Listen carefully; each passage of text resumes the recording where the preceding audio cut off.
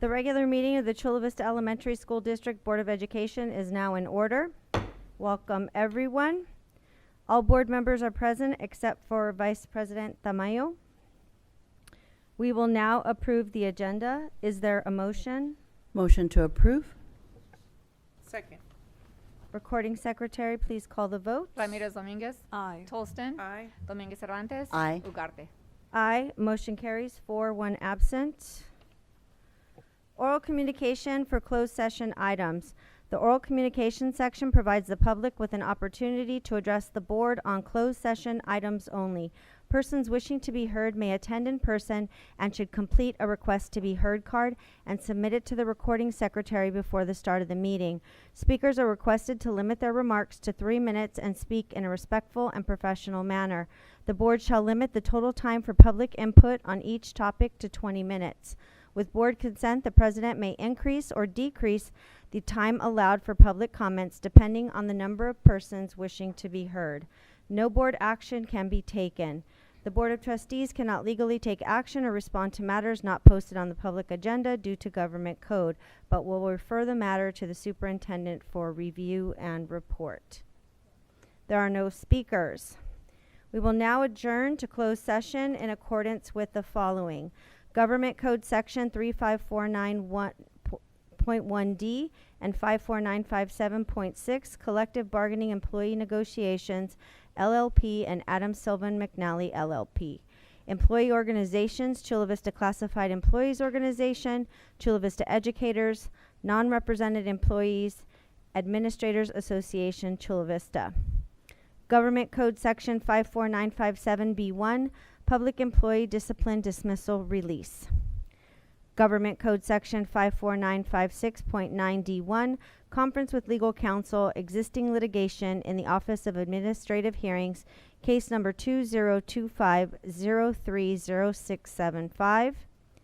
Government Code Section 54956.9D1, Conference with Legal Counsel, Existing Litigation in the Office of Administrative Hearings, Case Number 20250-30631, and Conference with Legal Counsel, Anticipated Litigation, Government Code Section 54956.9D2, Number of Potential Cases 2.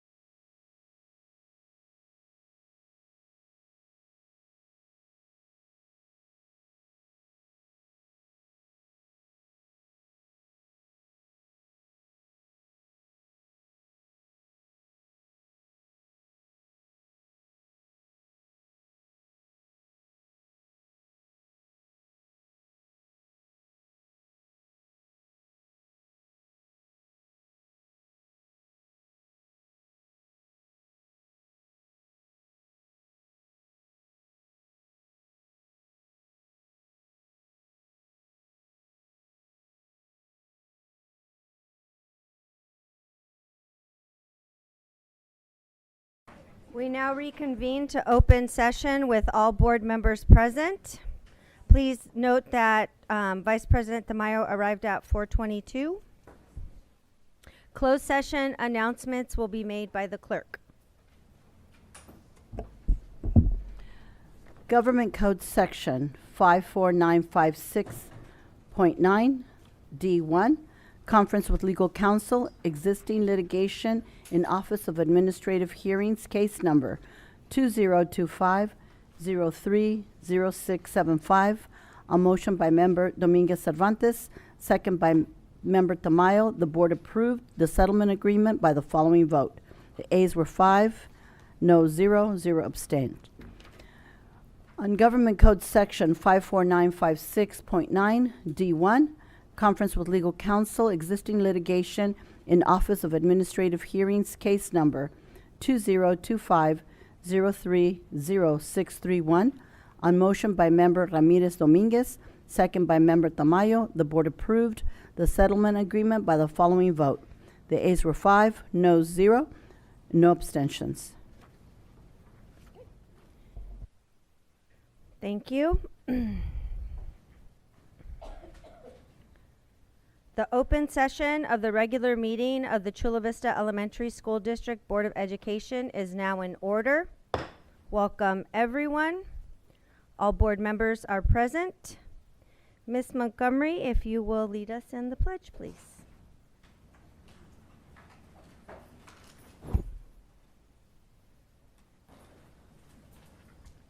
Put your right hand over the heart. Ready, begin. I pledge allegiance to the flag of the United States of America and to the republic for which it stands, one nation, under God, indivisible, with liberty and justice for all. Thank you.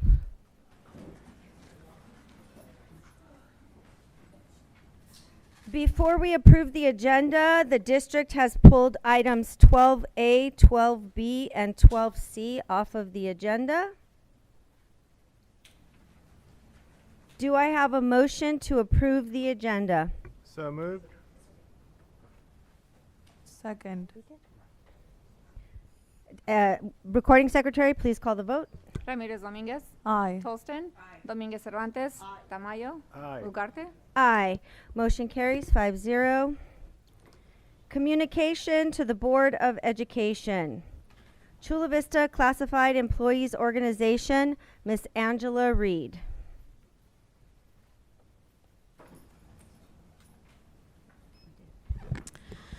Good evening, board, trustees, any of those present watching. I'm certain many of you are painfully aware that one of our members, Blanca Arroyo, tragically passed away at the Paraprofessional Symposium on Monday, July 21st. I would like to dedicate my time tonight to publicly highlight and celebrate the heroic deeds of some of our members who took action during this unprecedented and tragic catastrophe. When Blanca fell, April Glibbery and Sophia Bueno raced in to provide what assistance they could. These two exceptional examples of Good Samaritans administered CPR for over 20 minutes, desperately fighting to save Blanca's life. Anyone who is or has ever been certified in CPR knows how physically exhausting this is, but they never faltered. Thank you for your perseverance and for your dedication.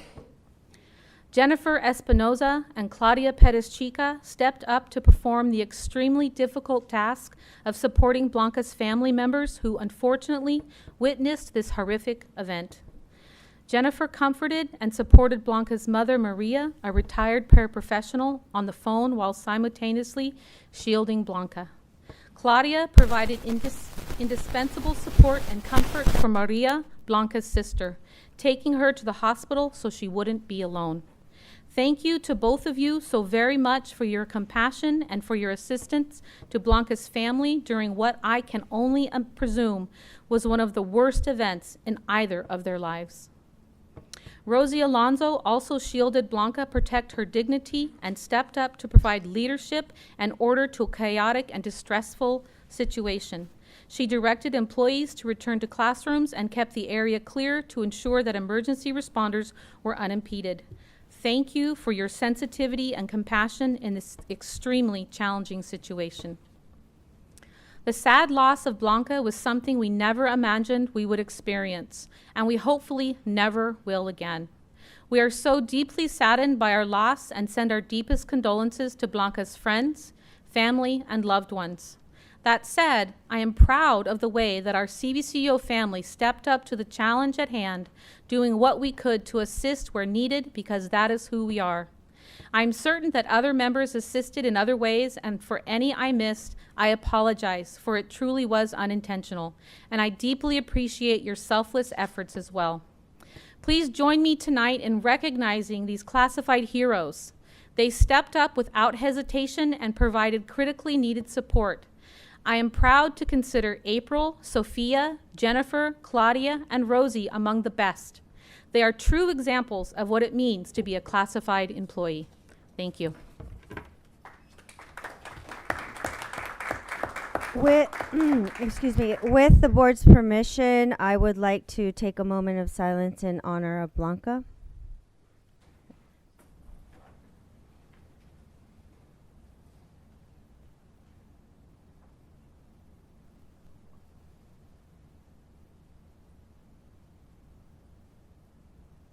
Thank you. Chula Vista educators, Ms. Rosie Martinez. Good evening. The start of the new school year is always an exciting time for students and staff. I've been making my way around the district visiting playgrounds, classrooms, and staff lounges. I have seen our amazing educators welcoming our students and creating warm and inviting spaces for them. Today, I got to visit briefly with Camarena's dual immersion teachers as they prepared for a day of planning and vertical articulation. I want to thank Mr. Swallow for supporting his teachers in this work, and to Marlis Williamson, Angie Amador, and Anna Muro for coming to provide guidance and share their expertise with them. There's no doubt that this district has amazing teachers, leaders, and support staff that make our Chula Vista schools the best place to be. But while I see dedicated educators doing their best for students, I also see them struggle. The enormous challenge that they face as they deal with growing demands is becoming unsustainable. Their students' academic needs are greater than ever and their behaviors more disruptive and violent. This is concerning not only for those students who are struggling, but for their classmates that are experiencing these outbursts and the disruption to their own education. The most impacted are our primary classrooms. A large number of students are coming to school in diapers. A general education TK or kinder teacher cannot focus on establishing learning routines when they have 5-6 students not potty trained. We have students in older grades with little to no foundational skills. I'm glad to see that MTSS work is being considered part of the Rigorous Learning for All plan and expect that these interventions and strategies will help with some of these challenges. But as a district, we need to recognize the reality that our teachers are facing every day and set them up for success. Knowing that our students require more of their teachers' attention, we need to be very mindful of the number of students that we place in our classrooms. We have some primary classrooms in our district with 25, 26 students in them. That does not allow for adequate individualized attention and differentiation. Today, I visited a special day class with 18 first through third grade students with special needs. I was very impressed with both the teacher and the classroom aides, their loving, enthusiastic attitude towards the students, but adding adults to a challenging group does not solve the dynamics created by such a large number. We are setting our students and our teachers up for failure. I'm not saying anything that you have not heard before. You are aware of the barrier to learning.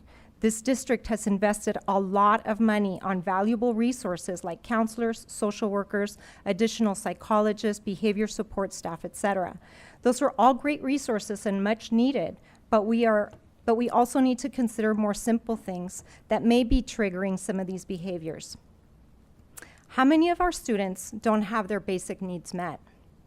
How many students, through no fault of their own, are experiencing hunger or trauma when they show up to school? What are we doing to ensure that we're setting up our babies up for a day of learning? Are we ensuring that they feel welcome when they show up late, or are we shaming them for something they cannot control? Are we expecting them to focus and behave if they're hungry? Such a basic human need, and yet I have been talking about this for months, and still nothing has been done to ensure that we're providing access to food to those who need it. Community Schools was pursuing a contract with an outside vendor at no cost to the district to provide this, but we were told that it would be handled in-house. A year later, I still hear weak excuses about why we cannot provide second chance breakfast, and it is downright shameful. One of the many reasons that CVE supports community schools is precisely so that we don't forget that we are here to serve our students and our community. I invite you to dive deeper into knowing how to make community schools pillars come to fruition and help all of our students thrive. Thank you. Thank you. Administrators Association, Chula Vista, Ms. Teresa Corona. Thank you, President Ugarte, trustees, and Superintendent Reyes. This evening, I want to take a moment to recognize the work that has gone into starting this new school year. I think it's day 16, but particularly I want to focus on the clarity that I feel has been brought to the systems and structures of our district. In fact, as I was driving into my first day of work, July 9th, this school year, I was so positive that there were so many things in place. That was exactly what AACV had been asking for. And as you know, for the past 2 years, that's what I've advocated for. And the reason is so that our AACV members can effectively carry out their responsibilities. This year, I can truly say confidently that we have a lot of that clarity we were seeking in so many systems, structures, routines, things put in place, and that this was achieved through true professional partnership. That's another word that I have used as I've addressed the board. We have had what we call collaboration times, where many of the members sitting at this table call to collaborate and ask opinions and share.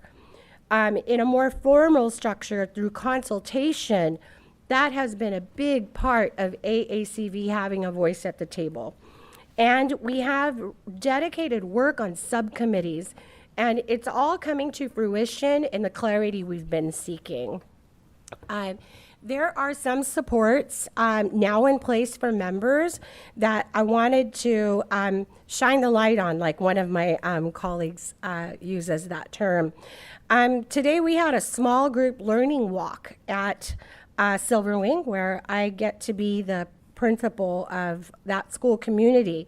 But it really promoted focused peer learning, listening to voices, professional development, and that was wonderful. That came through the Rigorous Learning for All plan and that professional partnership and collaboration. So that was amazing. We have professional reading and learning opportunities to strengthen our collective practice. That is something commendable as well.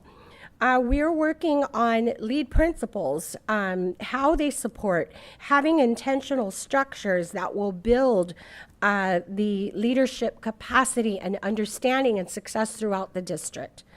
I really am confident that these efforts with Rigorous Learning for All, with professional partnership, with consultation, with collaboration, all of those things, that we have a lot in place to make a tangible difference for our district and how our members serve our schools and communities.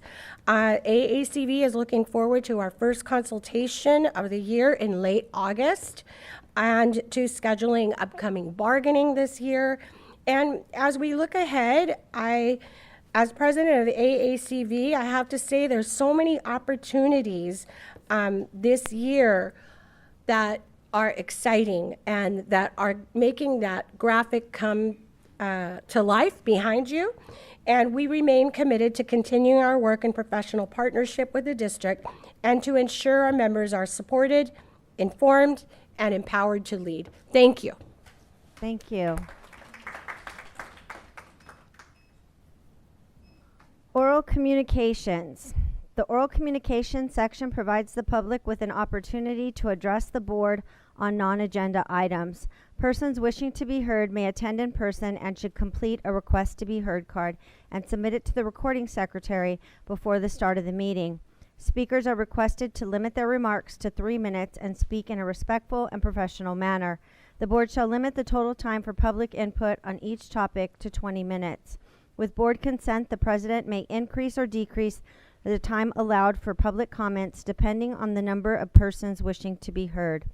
The Board of Trustees cannot legally take action or respond to the matters not posted on the public agenda due to government code, but will refer the matters to the superintendent for review and report.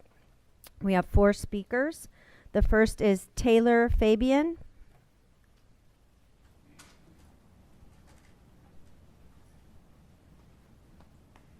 Hi, good evening. I'm here to speak about Liberty Elementary and the safety of our kindergartners there. I have a kindergartner currently, and I've spoken to a few of you already the past couple weeks, but I'm a little worried because nothing is being done about the situation. So the kindergartners now for lunch recess are playing on the upper playground. This playground is large. There's high elevation to different parts where they're not allowed to go now, like, oh, you can't go on the monkey bars, you can't run, you can't do this. So it's really limiting recess in general for our kids there. And then also, like, the kindergarten playground is fenced in, which the upper playground is not. There's been kids that have walked off that other teachers have brought back because there was only one noon duty. They're watching 45 children. This is a huge issue in my opinion, and something that needs to be taken care of immediately and not something that's going to be overlooked and passed around. I think that's it, but I didn't write anything. I didn't even know if I'd be able to do this with her here, but I just want to make you all aware that this is a situation that I feel like could be fixed like tomorrow. I don't think it needs to be something that is put on an agenda or anything like that. It's something that the schedule could be fixed so that the kindergartners are not at lunch recess on the upper playground. And Thank that's it. you. Thank you. Thank you.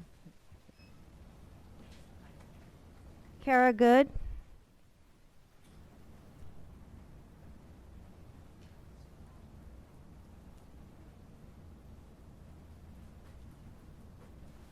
I'm going to read again. I was here last month with my daughter.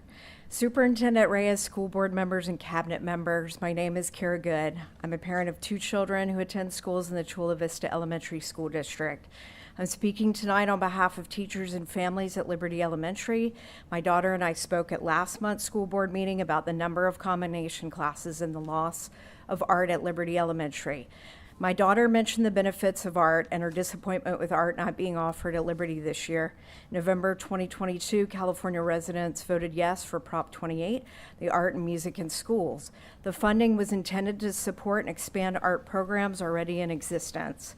For schools with over 500 students, 80% of the funding was to pay for an arts teacher and 20% was for training and supplies. The district is in charge of distributing the funds to each school site. In 23-24 and 24-25, Liberty employed an art teacher. Why were we unable to keep art this year?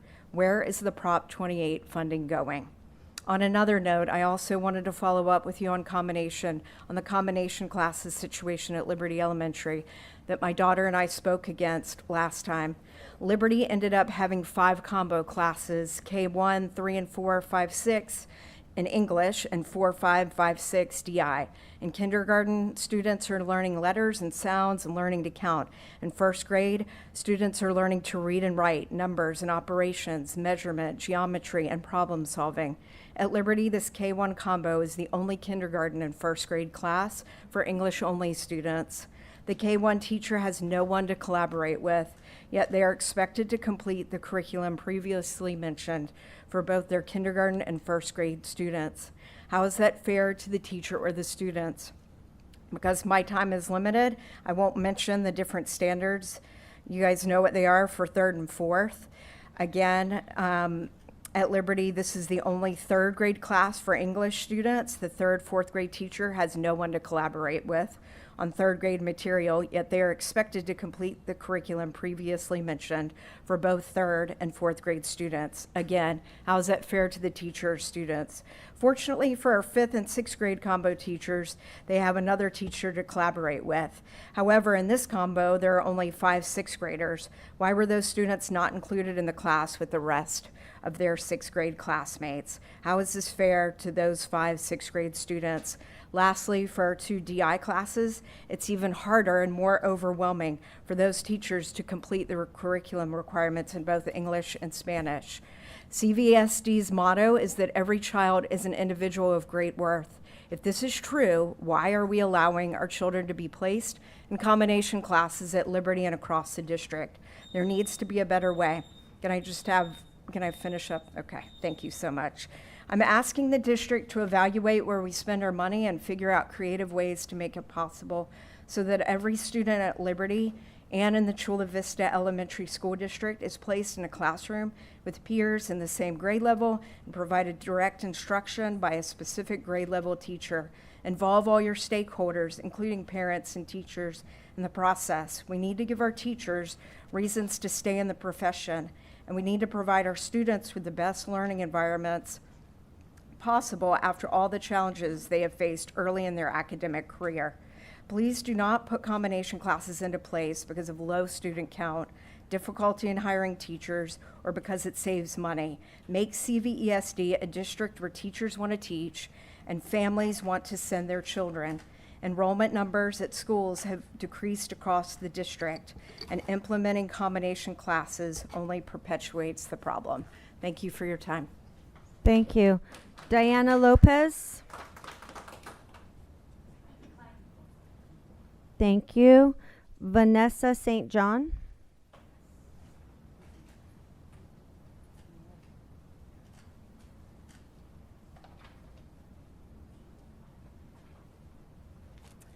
Good evening. Oh, sorry about that. Good evening. My name is Vanessa St. John. I'm a special ed teacher. I've been teaching for 26 years. 16 of those years I've been here in Chula Vista. Currently at Vista Square Elementary, and it's under the great leadership of Ms. Ruth Diaz de Leon and Mr. Pedro Para Hurtado. Being here for so long, there's a lot of things I can say and a lot of things I can ask, but I'm not going to do that right now. I want to take the time to invite the board, Dr. Reyes, and the executive board as well, to our Safety, Child, and Bike Rodeo. That's going to take place on Saturday, August 23rd, between the times of 10 and 1 p.m. This is our first year as a community school. So we're going to be creating this event, and we're going to be offering free food. There's going to be raffles and also face painting. So I really hope you guys can make it there. It would really, it's a good way to be able to promote the safety, especially with some of the things that have happened with the bikes, and also to unite the community as well. So I did bring invitations with special ed. I verbally invited you, and now you have your visual. You can put it on your refrigerator somewhere, and you can be reminded, and I hope to see you guys there. Thank you.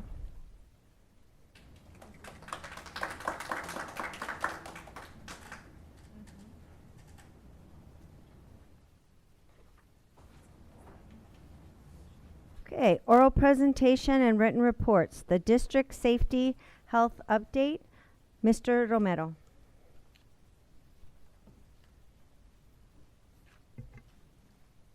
Thank you, President Ugarte, Vice President Tamayo, Superintendent Reyes, our governing board and community. It's my pleasure to present our safety plan for the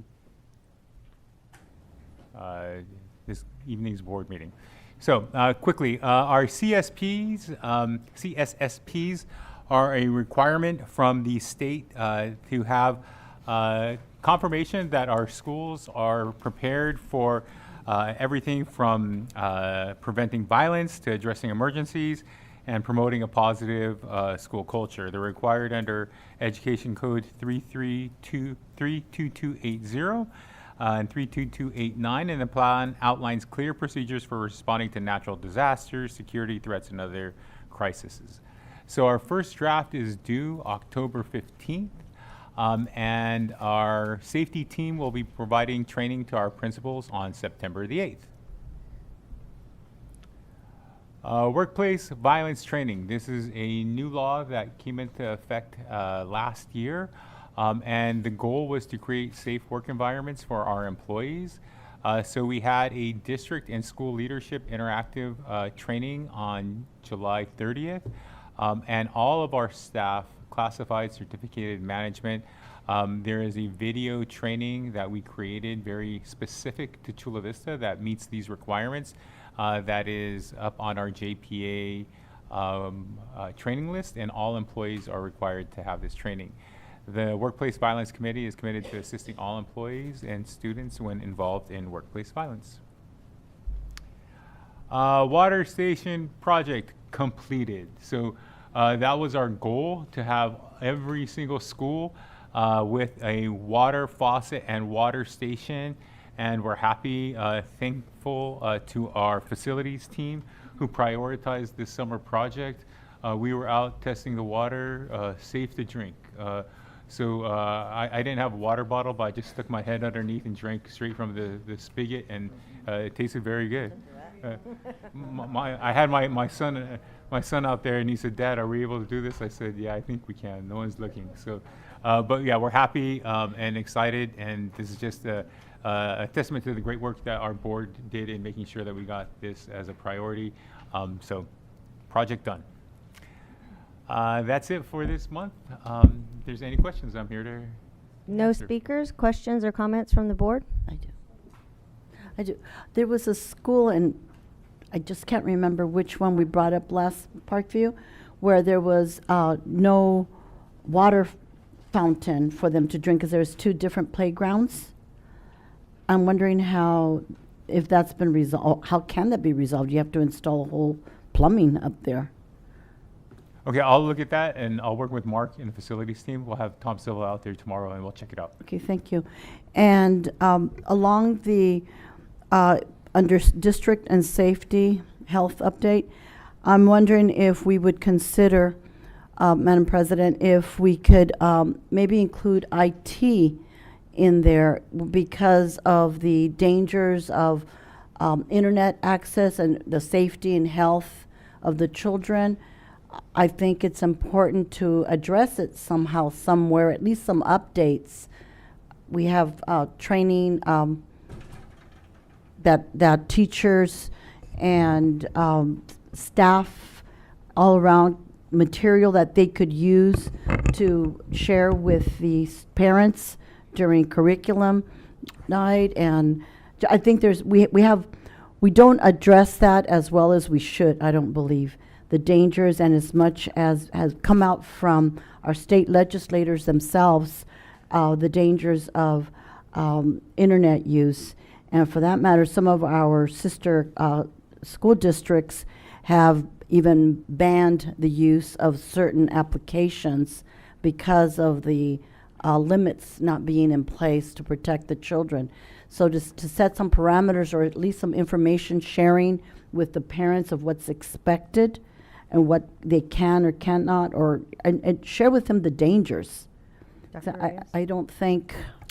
So what we can do is I can work with a team to create kind of like a one-page information sheet that has links to resources, information regarding the dangers, but also resources on the how to prevent, what ifs, and where to get support if they have additional questions. So I can work with a team, and then if we need to, we can also reach out to outside agencies that I know that have worked with us before regarding providing specific real life information. Right, because so we can distribute that to right, parents. this area here is considered, South County, South Bay, San Diego, is considered a hub for sex trafficking. And their target is the children, and that's a huge concern. If our staff don't have the materials, let alone maybe even the training and the time, when are they supposed to do this? Yeah. But information, staff will take the opportunity to reach into that. Yes. So if we could include that, which goes along with the IT issue that I've had before with LineWise. I know that we got an update that they were now blurring certain things and putting stills so that audio couldn't be heard. So my question is, are we going to continue to use LineWise? Because I know the last instruction you were asking whether we needed to look at another company or not. Yeah, that would be a question for Jacob.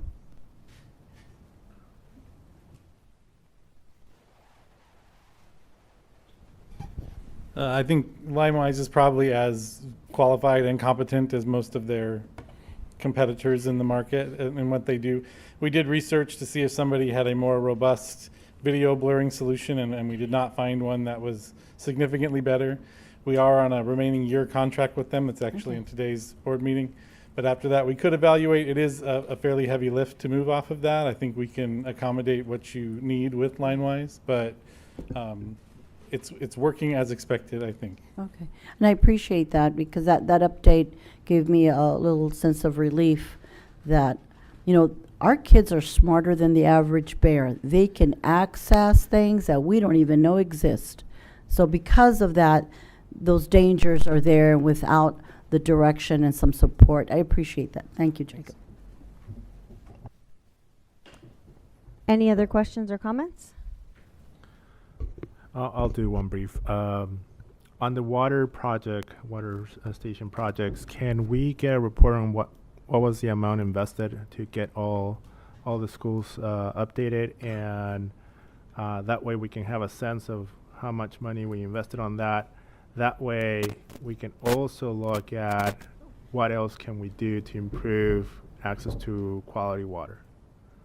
Improve access to quality water. So for example, I know that the water stations are there, but then what would it cost, for example, to move one of those stations or put a second station near the playground? Yeah. What would that look like, right? And as we continue to look for where to invest money, then we have a value of, okay, it would take X amount of millions of dollars to do it, then we know that if we can reallocate some money, we can tap this project.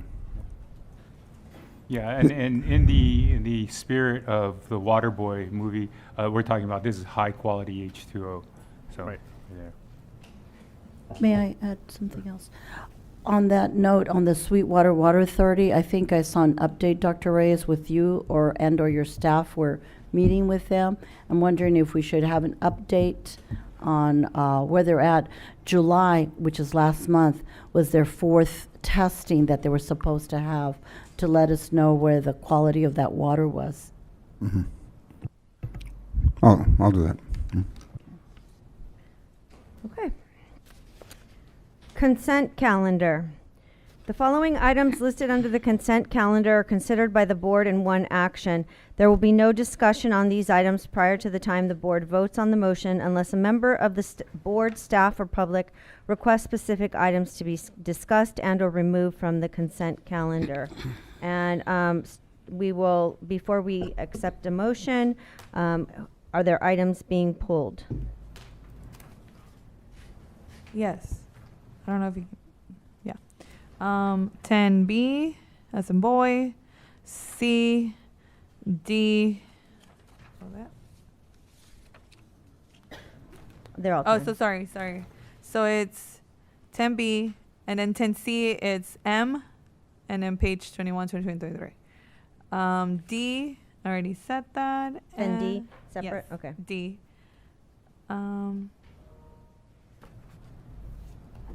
Hold it. Sorry. I have it over here. I have one more.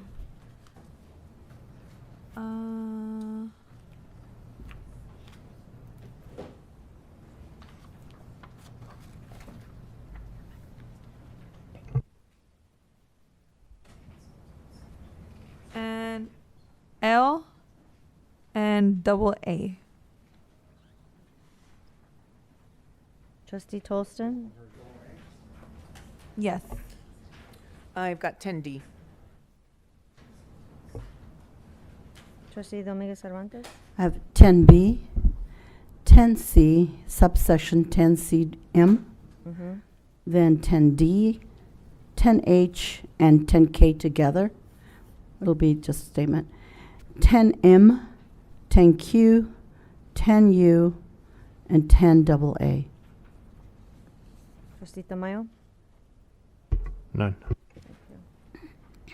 Okay, I will accept a motion. Let me read the pulls. I have 10B as in boy, 10C subsection M twice, 10D twice, 10H, 10K together, 10L, 10M, 10Q, 10U, 10AA twice. Move to approve the rest. Second. Recording secretary, please call the vote. Ramirez Dominguez, Aye. Tolston, Aye. Dominguez Cervantes, Aye. Tamayo, Aye. Ugarte. Aye. Motion carries 5-0. Item 10B, Trustee Ramirez Dominguez. I know we had a discussion last month regarding writing and having our secretary write all the notes. My question here is, I understand that for every change on agenda items, there needs to be a motion, a second, and then a vote. And I don't recall that happening last time. So seeing this change on the meeting minutes without that alerted me. So that's why I wanted to pull it, just to make sure that our processes were. It wasn't an agenda item. It's not to change the minutes, and the way that they're recorded is not an agenda item. It's a process item under Robert's rules. So it's not us changing the agenda. It's a process with regard to the minutes. But don't all decisions have to be motion and done that? No. So- Not everything is a motion and not everything is a vote. I understood that we needed to do motions, and so we voted on things for the board. We vote for the board. We don't vote for the process of Robert's rules. And the process states that under Robert's rules, the minutes only need to have recorded the motion, the second, and any speakers that oppose or that are for the item. So if I pull something and I oppose it, that should be recorded. Yes. Sorry. Mm-hmm. I don't think that's happening here, though. I think, or are you saying the names that need to be recorded, or like what the people said that needs to be recorded? What said doesn't need to be recorded. It just needs to be said that trustee pulled the item. The trustee that pulled it, who? The who motion, yes, and who spoke against and who spoke for, if there are those. Okay, so not only like the nays or the ayes, like who spoke against something and who said, okay. Because I had a first copy that had all different things, and then I had a second copy. So I wanted to make sure, what are we doing? Because I had two different copies with all different people commenting and some people not recorded. So I want to make sure that if we're going to do something like that, it's equal for everybody, not some comments, yes, recorded, and others. Yes, and not. that was why the second version came out, because we wanted to make it equitable so that it was the same across the board. Okay. And, okay. I just want to make sure I understand what's happening, and I had different versions. Okay. Move to approve item 10B. Hold on. Oh, sorry, I didn't know you. You didn't pull B, Yes, you I pulled did. Yes, you D. did. I did. Oh, B. I heard D. Okay. I did D also. I but apologize. That's okay. But I did 10B and D also. So, and I do appreciate the Robert's rules that you called out, except for precedent had been set even before I came on the board. I went back to 2017. I didn't go back further. But I did see that comments and why a person was voting nay or why a person was voting nay, yay or nay, why, help the people understand why there might be a contrary in a vote. And I think it helps the community. But I understand, because it gets crazy, and I get it, por Araceli having to do all of those, to completely understand, which is why I had suggested at the time if we could then at least put a time of when that subject, but you can let me finish. I am not talking. Okay.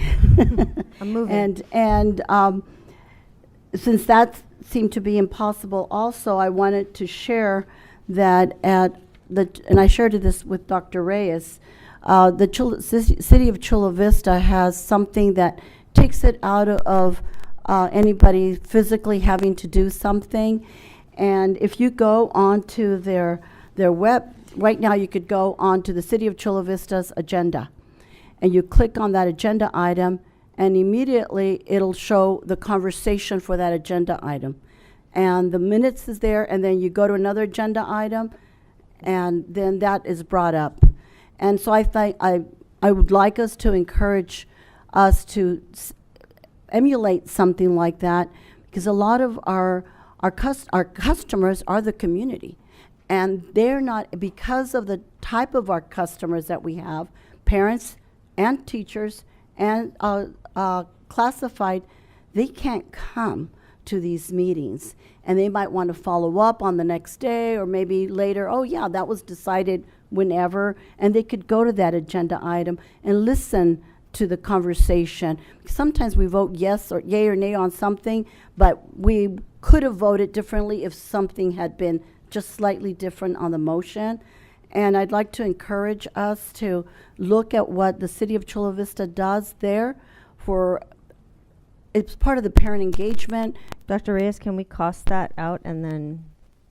Yeah, so what we can do is we can look into, okay, what are they using and the cost. Yes, I think that'd be important so that we can all refer back instead of trying to figure out where between 6 p.m. and 10 p.m. was something said. Don't know where it was broken up. Thank you, I appreciate that.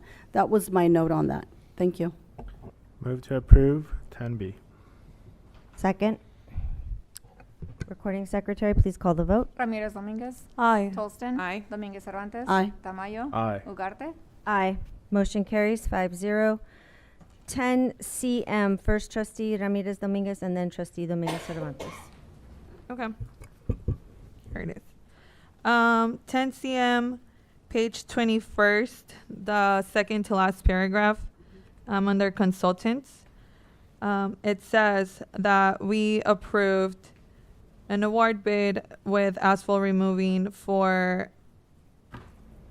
we approved it to July 22nd, and now we're extending it until January. So we're extending 5 more months, 6 more months actually. And this is the new amount. I would like to have more information as to how it got to this amount, You please. said page 21. Okay. Second to last. Dr. Reyes? Yeah, I got it. Mr. Pong, can you share with the board why the change, both the amount but also the time? Okay, the amount actually is not changing. It's the same as what we had previously approved. It's only the extension of the time. So we weren't able to, just the way that the schedule worked out, we weren't able to complete 2 of the schools for the paving project. And so those will be done over fall break and potentially winter break. Okay. Would it be possible for when we get these consultants to just have the initial amount, because that's very clarifying? If we have like, this is the initial amount, it's not changing, it's just time, or the initial bid, or what we award. That would be very good to clarify. Thank you so much for that one. Trustee Dominguez Cervantes? Oh, I have more. Sorry. Do you want to let her go and then go back, or? Oh, more on CM? Yes. Okay, sorry. I thought you were done. No, sorry. Just that one. That one I'm done. So on page 22, again, second to last, Energy Communications Televisa will provide media advertising for the district services for that amount. I just wanted to know, what channel is this? Is this like TJ? Is this being broadcasted in Mexico, or is it here? No, so this is broadcasted here. Okay. With television, because it's open, you can reach out to other areas as well. But it is for television here. And for example, they have the the U.S. advertising and the U.S. News. And so, for example, on the 6 o'clock news, it talks about Chula Vista Elementary and what happened at things in Chula Vista and things in, yeah, so it's for here.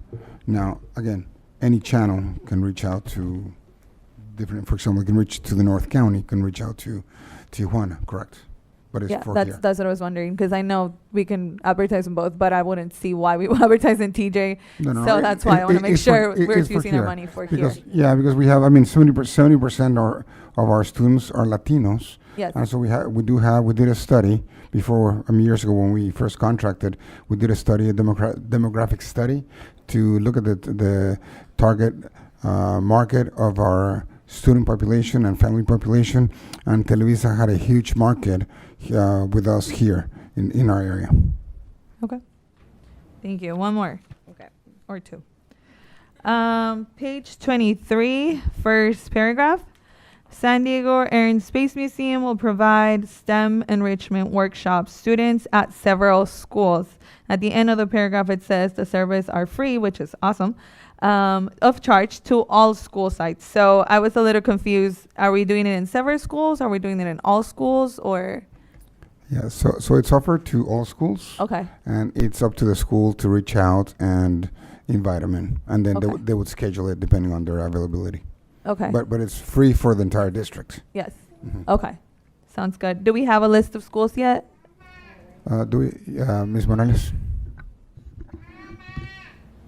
Currently, we have Valley Vista and Tiffany taking advantage of this. We had many schools take advantage of it last year, so as we add more, they contact us, let us know, and we approve their ability to continue to work with them, and we add schools. Cool. So there's no deadline for schools to reach out? No. No. Okay, perfect. Can we be invited to one of these events? I would love Yeah. to see Absolutely. that. Next paragraph down. San Diego Youth Symphony will provide early education music instruction weekly to preschool students and families. Classes will provide 3 8-week sessions.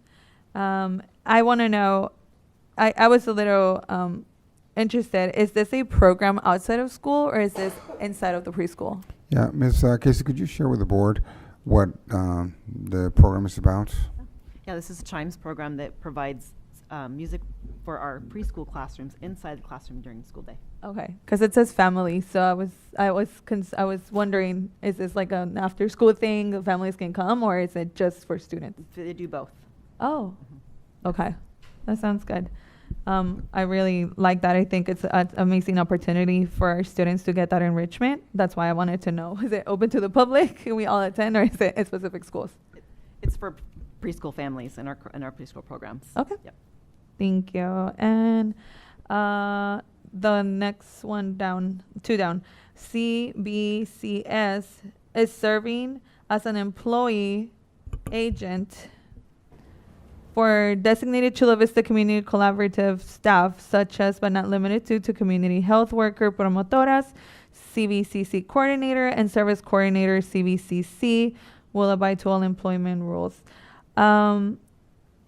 Yeah, so my question here is, if I know I was told by you, Ms. Dr. Reyes, that we were no longer going to do third party with our community schools. So I was a little taken aback to see that we're doing not only third party, we're doing a company that's hiring another company to do community things. So I want to know what's happening. Dr. Reyes? Yeah, so this is separate from the community schools, but Ms. Casey?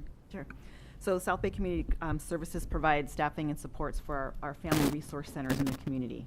Okay. So where all families in our community have access to family resource centers, so they staff those for us. Okay, and I just want to know, why aren't we staffing ourselves? We do have staff that are district staff, and we're Okay. working on doing job descriptions and hiring our own staff to support those roles, but when we can't find our own staff, we use them to support those resource centers. And for the $260,000, how many promotoras are we talking about? I don't have the right number in front of me, but I can get that to you in a board update. Okay, that'll be great to have. Also, just to see like how it's divided, the 260. I'll put that in this divided. week. Okay. Sure. And last one for me. Skillstruck will provide curriculum and software licenses to lead before after school programs. Services commence on July 1st and will continue through June 30th, 2026. I just want to make sure I understand. I believe that last month we approved our YMCA to be part of our before and after school program. So I want to know, why are we spending money for curriculum? Ms. Morales, can you share with the board what Skills Truck does and how that supports our LEAD program? Yeah.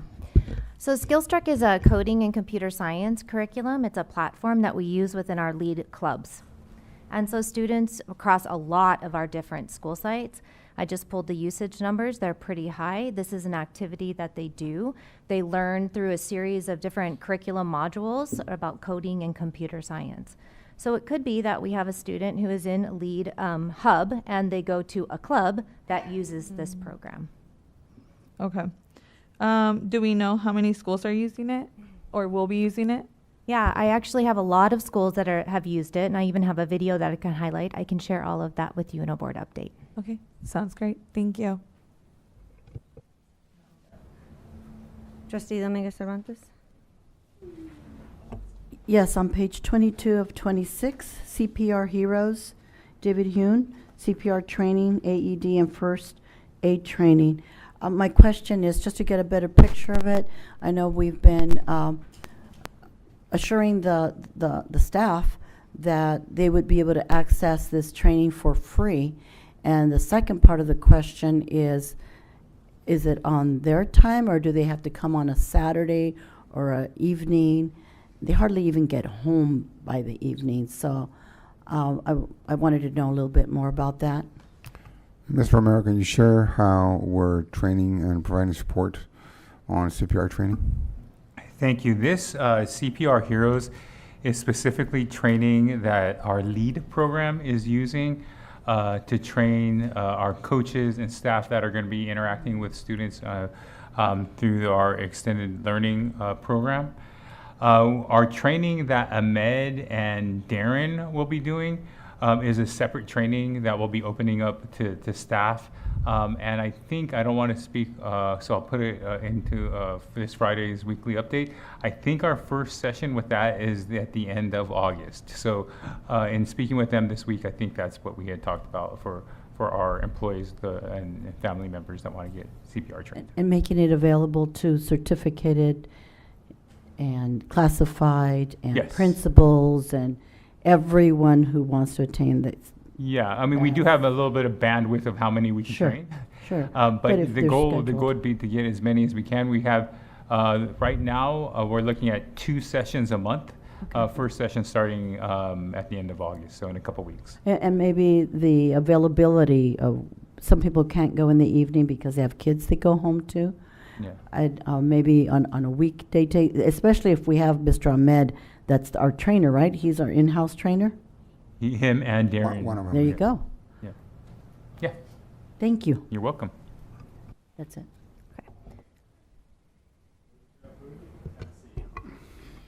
Second. Recording secretary, please call the vote. Ramirez Dominguez, Aye. Holston. Aye. Dominguez Cervantes. Aye. Tamayo. Aye. Ugarte. Aye. Motion carries 5-0.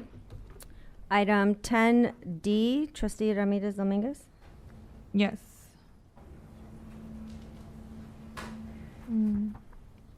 Okay. 10D.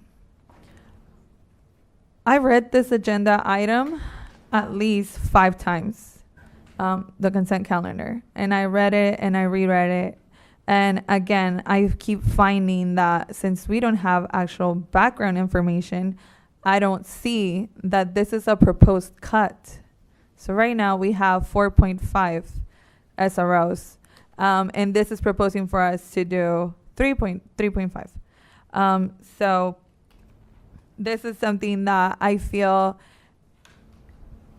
it's not clear to the public. It's not clear to me, and I'm a board member of what are we proposing here. So this is obviously not clear to the public, which means that I want to make sure that we are ensuring transparency.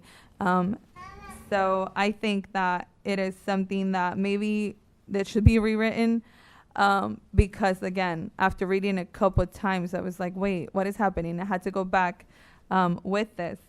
I actually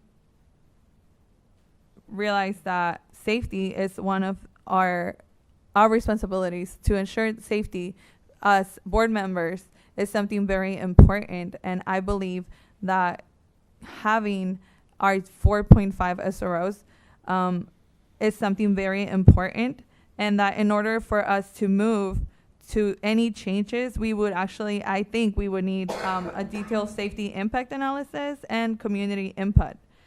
We need to make sure that we are bringing safety to our children, our staff, in all the schools, and not having these SROs would actually make that response times slower, we don't have enough time for them to create a report with our students, and we understand that that is also very important.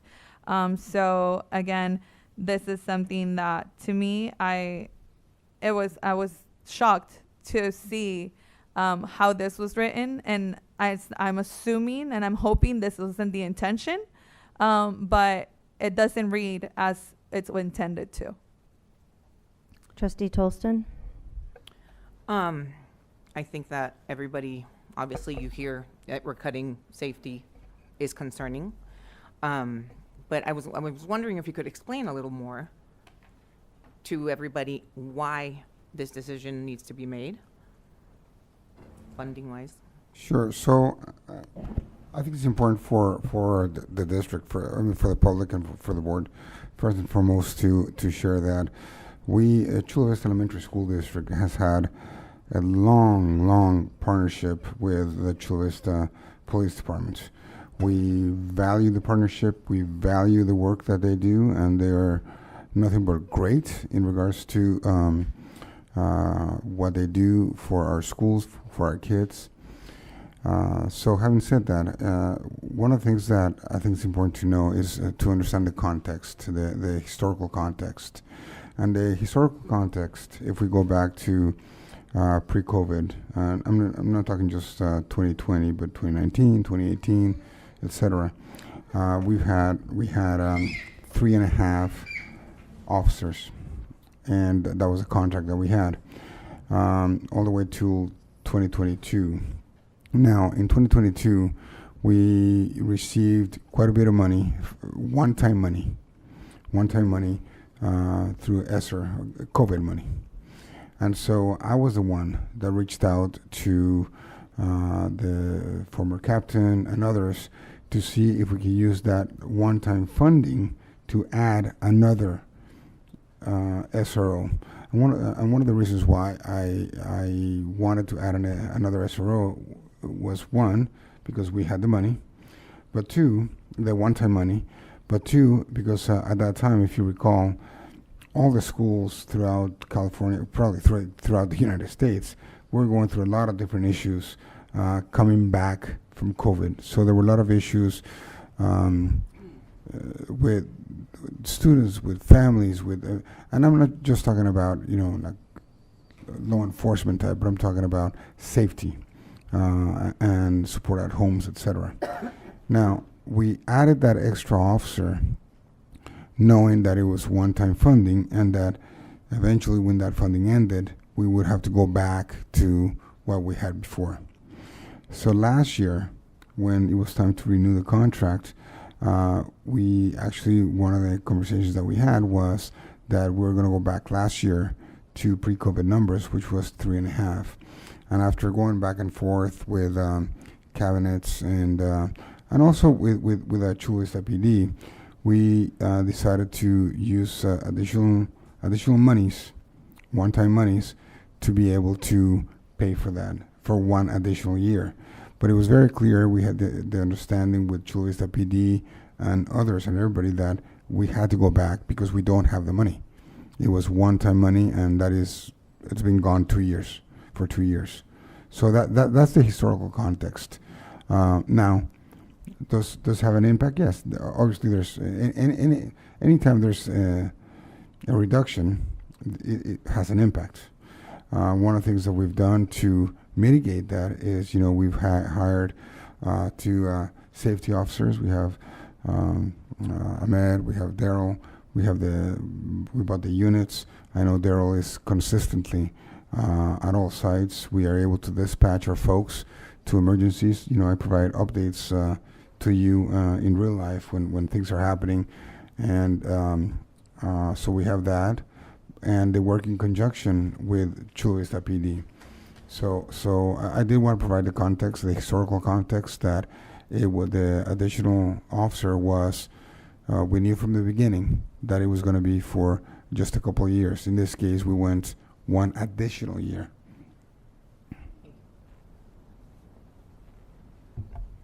Thank you for the background, Dr. Reyes. Well, we all know that after COVID returned, and just in conversations with Ms. Martinez, with the CVE president, safety continues to be a concern, even in the classroom. A lot of individuals came out of COVID in a different state of mind, not just the children, but some of the community that was negatively affected just by the different things that happened. But I have some data. I did some research. As of May, just from June 1st, the calendar year between June 1st of last year to May 31st, the SROs responded to 3,236 calls for service to our schools. 77 calls occurred after school hours, demonstrating a continued support beyond the school day.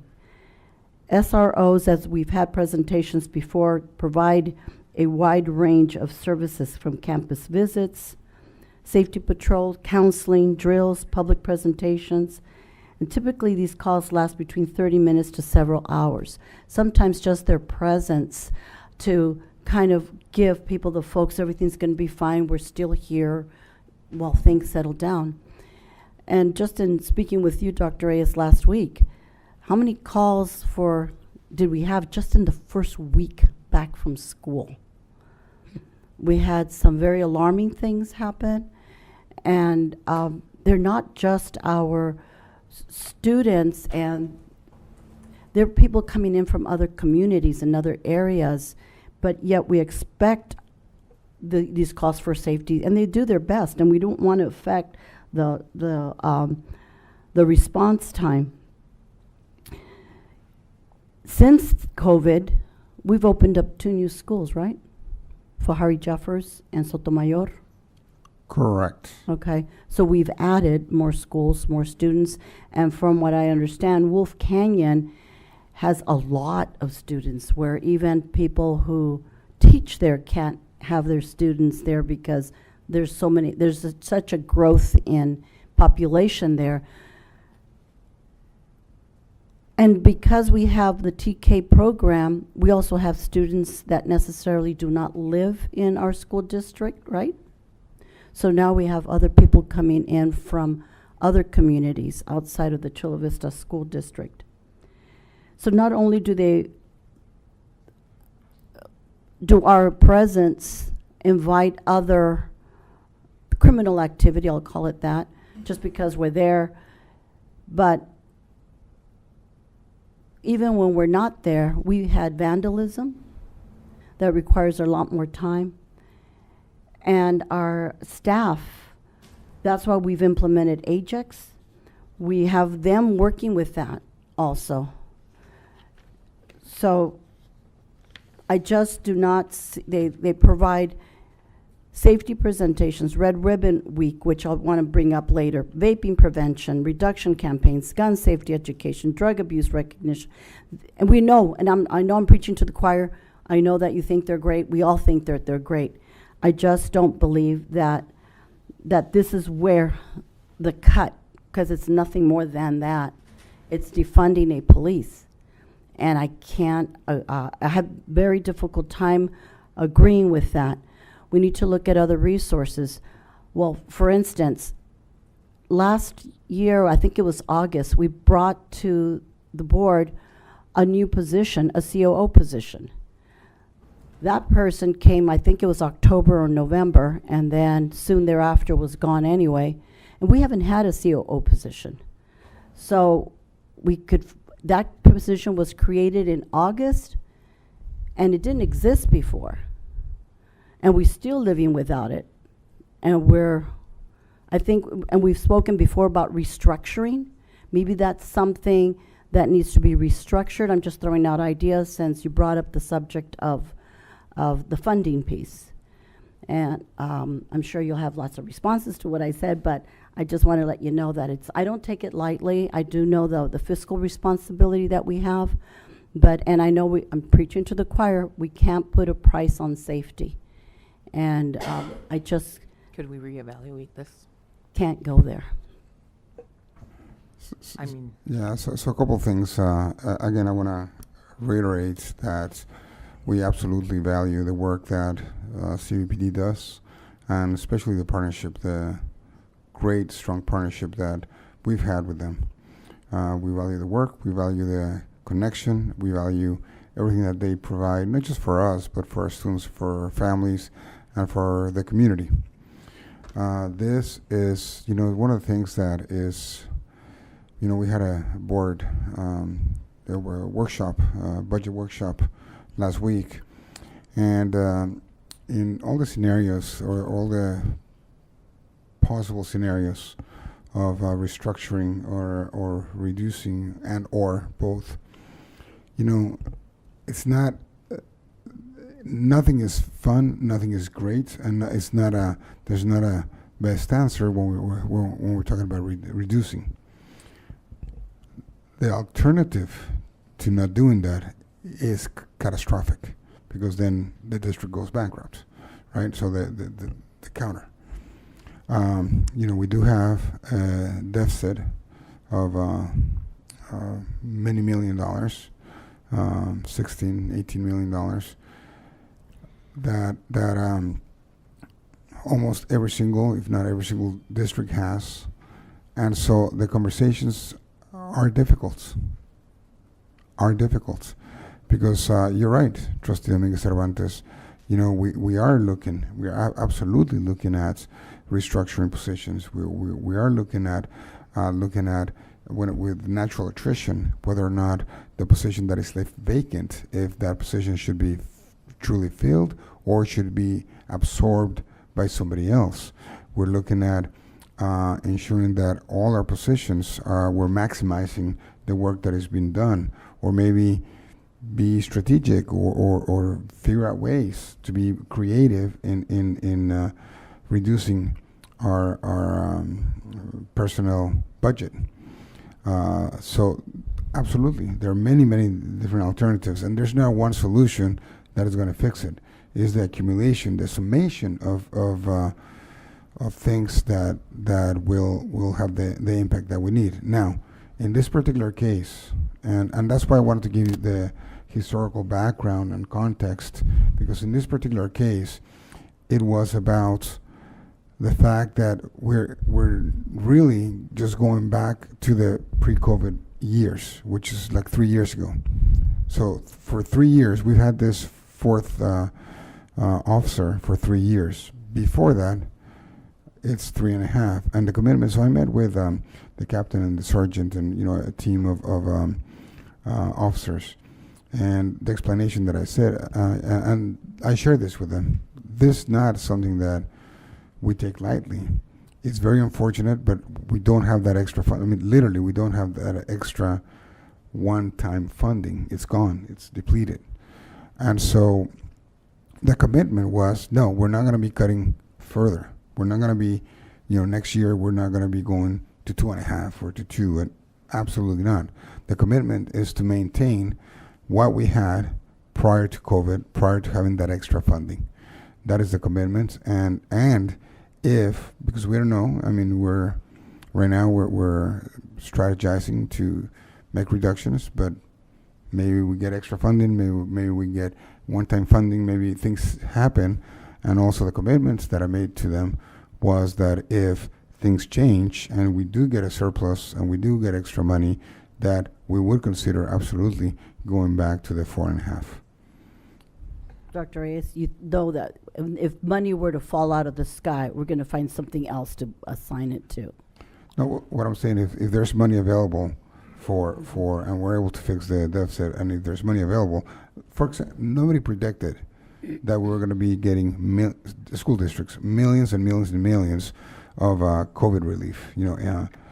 Nobody predicted that, and so we don't know what can happen. And maybe not next year, maybe not the following year, but as things progress and things change, the school districts, the funding goes like this. So as things progress, our commitment is to increase it back to what we have now. But right now, after a lot of discussions, we one of the many different impacts or thing or that we need to take is actions that we need to take is to go back to pre-COVID years. So I just want clarification. So, and I make the analogy of we had this extra money and we were eating our meals and this was the dessert because we had this extra money, and we knew at that time when we voted that this could potentially come because we don't have the extra money. My clarification is that if we were to go up to 4.5, we would have to cut somewhere else. And my other clarification here is if this isn't voted for, then will we have a contract in place with the city for the SROs if it's voted down? No. Okay. Yeah, the contract expired, so we need to approve a contract. But there is something that Trustee Keren brought up. The way this reads, Dr. Reyes, it does not read that we're reducing SROs. It doesn't read like that. And if we're really looking at transparency and community engagement, if you read it, there's no way the community knows that this is being cut. They do now through this conversation, Well, and that's it's clear. great. It's clear that it's 3 SROs for that cost, 3.5 for that cost. But it's not clear that it's being reduced. We've had the discussion at the budget meeting. We're having the discussion now. Community?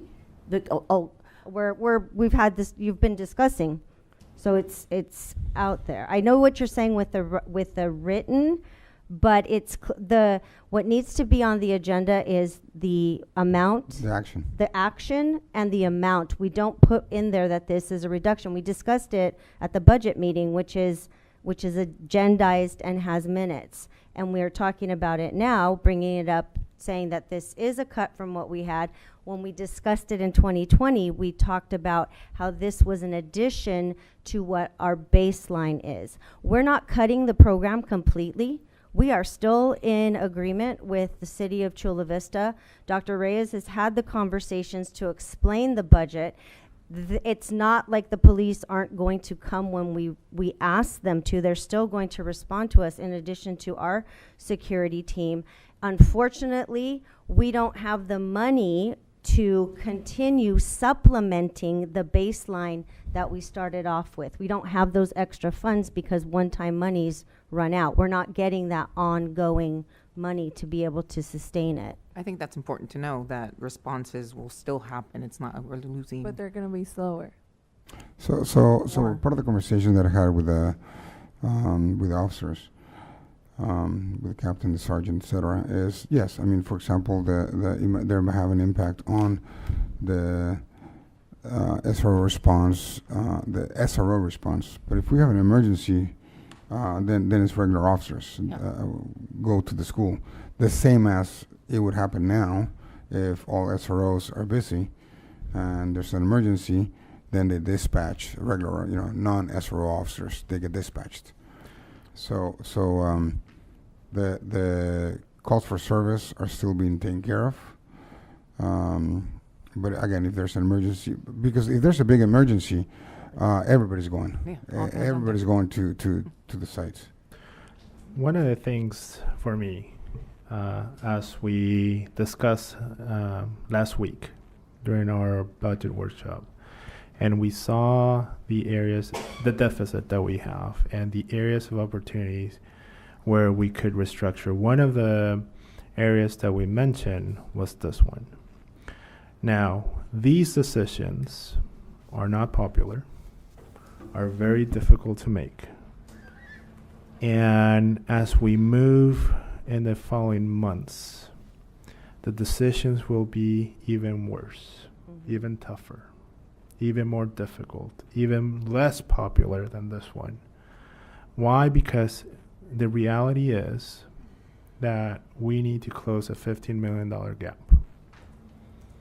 And as we look at what is the core of the business that we do here, it is the classroom.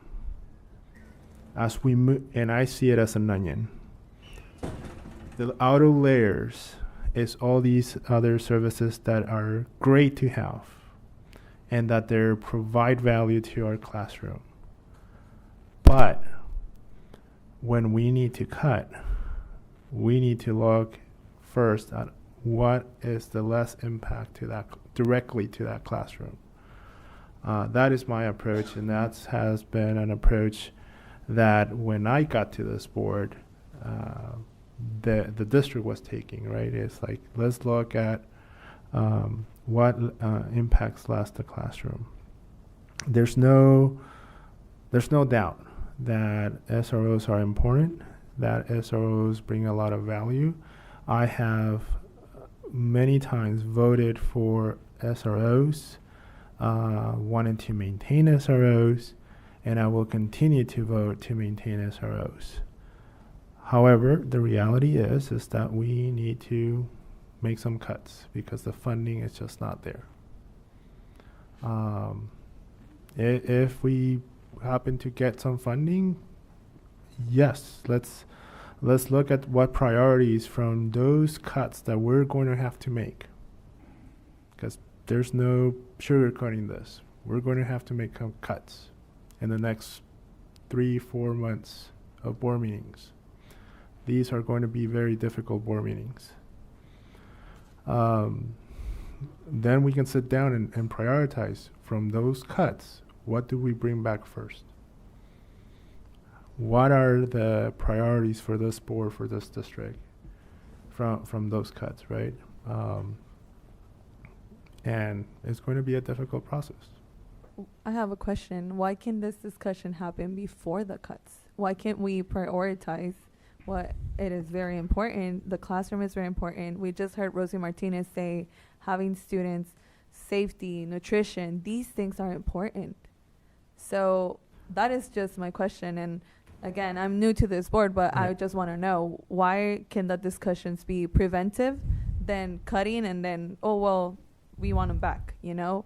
That's something, like, can we think of that? So, the conversations and discussions absolutely happen. Those are operational discussions. So our group, the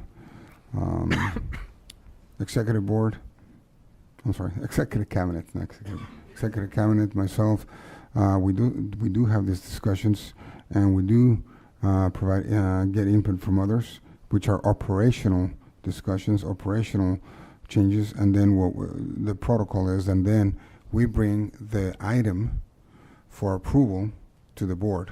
The board is to approve or disapprove, or not approve, but the operational discussion is on this side. So if what you're saying is true, this conversation of what is important won't happen because you already decided what was important with your cabinet, and you're bringing it to us to say yes or no. So that's what I'm saying. I know that our board, I know I'm not going to go to day-to-day operations. I understand that.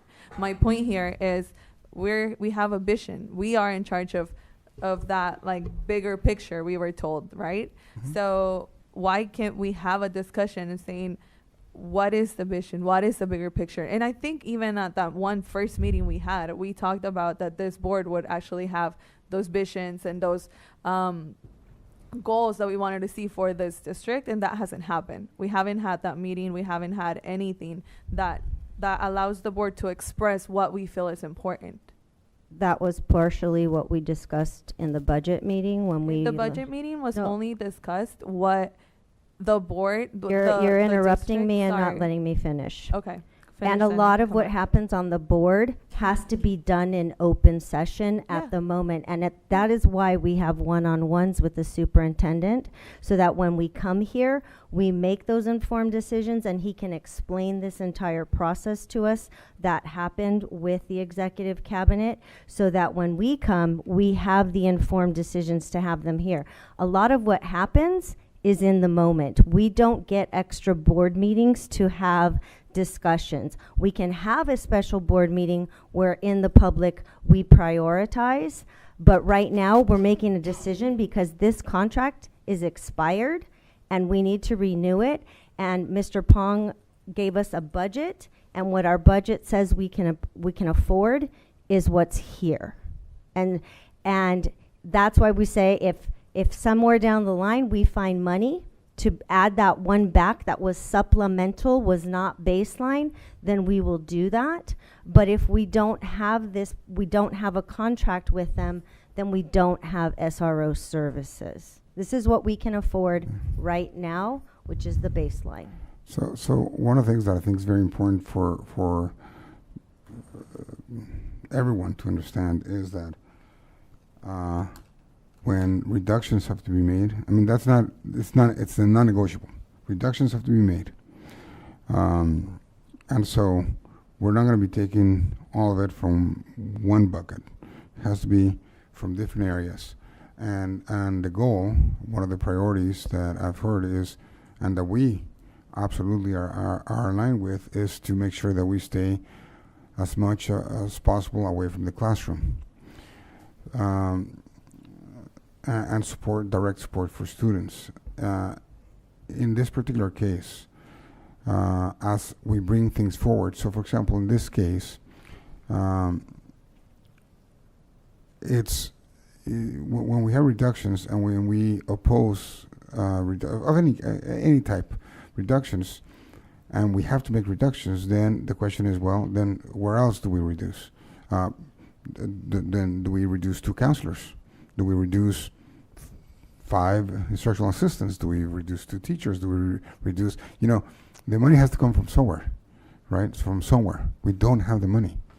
And so that is I think that's what's important for the public and for the board to see that it is an absolutely, like Mr. Tamayo said, absolutely and not a fun, popular decision, because none are. None of the cuts. But I can tell you that as we have more discussions, there's going to be even tougher decisions that we're going to be bringing forward after long conversations and having a lot of meetings.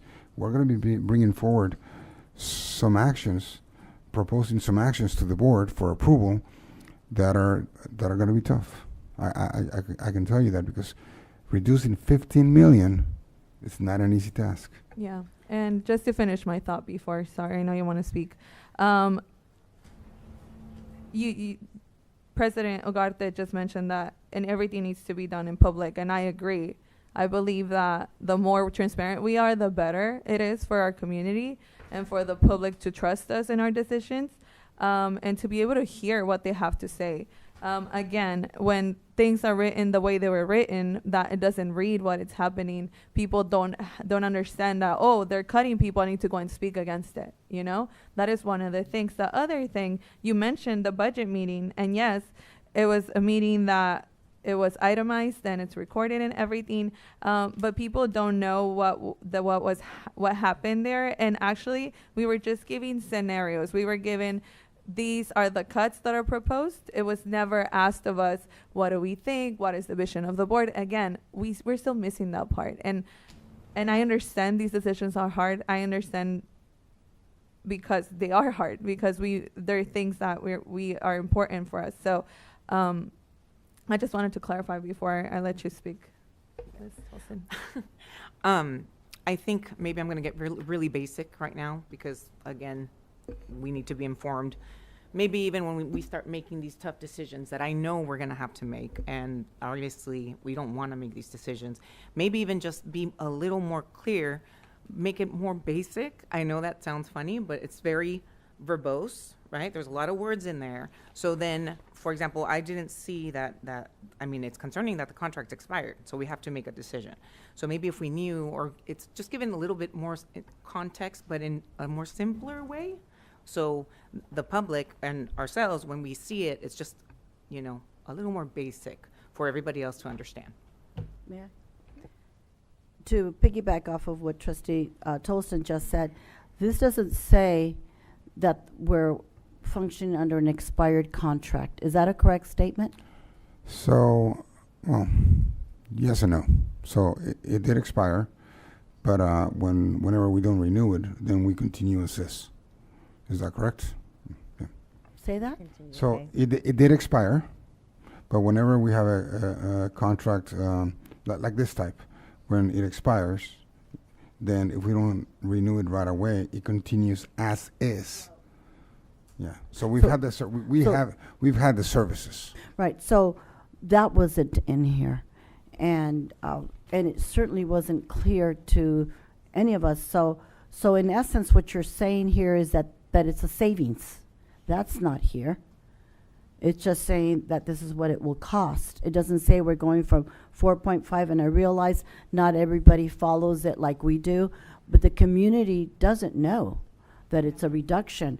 And this needed to be on here, that this is a reduction, that explain to the community that the budget, just the fiscal responsibility where we're at, and the savings. And you says here that it's going to be paid from the general fund and from the 5 dependent charter schools. How much of it is per SRO that comes out of the dependent charter schools?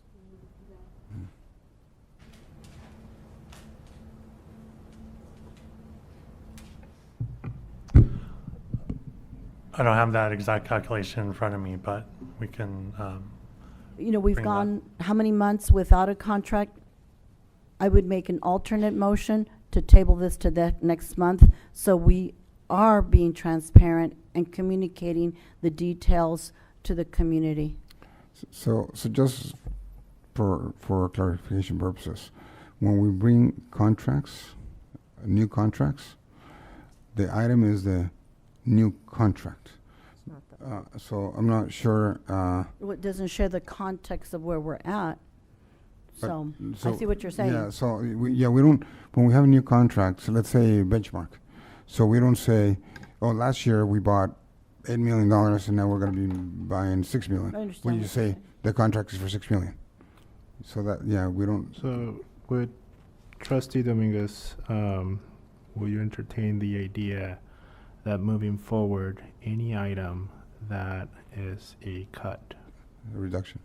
or a reduction, that in the fiscal impact that we state, the savings, and that on the title, we put reduction, reduction. In Or future, restructure, This whatever one I understand is word. a little different because there's been a break. I understand that piece. But if, let's say this board said no, and it something to what President Ugarte said, then there would not be a contract at all. Is that correct? Correct. So the old contract expired. So I like what Trustee Tamayo is saying, that maybe moving forward, put our savings, and we can even start seeing maybe how we start trickling down that deficit. Right, and that way, not only us, but also the public can see how much money we're saving towards those $15 million that we need to cut. President Ugarte, would you approve that our recording secretary and the minutes record that we did not have a contract and we were entering a new contract? We can put that it's entering a new contract, because that's what it's applied there, just new contract. So just to clarify, we have a contract that is expired. If we, for some reason, vote no to this, does that mean we don't have a contract, don't have SROs, and we don't have no SROs, or that the previous contract with 4.5 stays?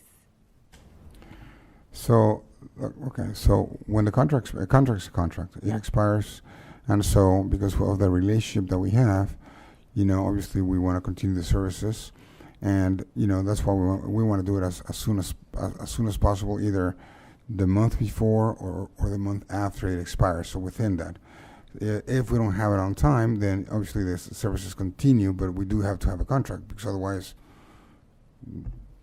we need the contract to be able to pay. Yeah. Yeah. Okay. So just making sure that even if we don't have a contract, we still have this SROs. Yeah, We're like- not left without we don't them. have the fund anymore. Not anymore. Like we've Until had- now, we've had it, but When did the contract end? was it July? July. So we're in August. So right now, June 30th. June 30th. June 30th. Mhm. And we're within, what did you say? It usually goes within 30 to 60 days. 30 days is usually it, but we didn't bring it in July. So it's just continued, but we can't continue to pay. Yeah, correct. We were waiting for the city to send it back to us. What, did the city already sign the They, contract? they signed it. So I was going to mention that, and we spoke to them already. They're okay with this. They agree this is the right decision. I had 2 meetings with the captain, the sergeant, and I can't remember. There were several officers, and also with them. It was explained both times. Then, by the way, I had the same conversation last year, and it was clear that this year we're going to be reducing. I spoke with the chief as well, and we sent the contract to the city. It went to their city attorney, and they have signed it. Motion to approve. Second. Recording secretary, please call the vote. Ramirez Dominguez, No, due to the transparency issue. Tolston, Aye. Dominguez Cervantes. Nay. Tamayo. Aye. Ugarte. Aye. Motion carries 3-2. Item 10. Okay, let me get H. my 10H. Thank you. Yes. And it's H and K together. Oh, together. I'm sorry. Yes. No problem. H and K.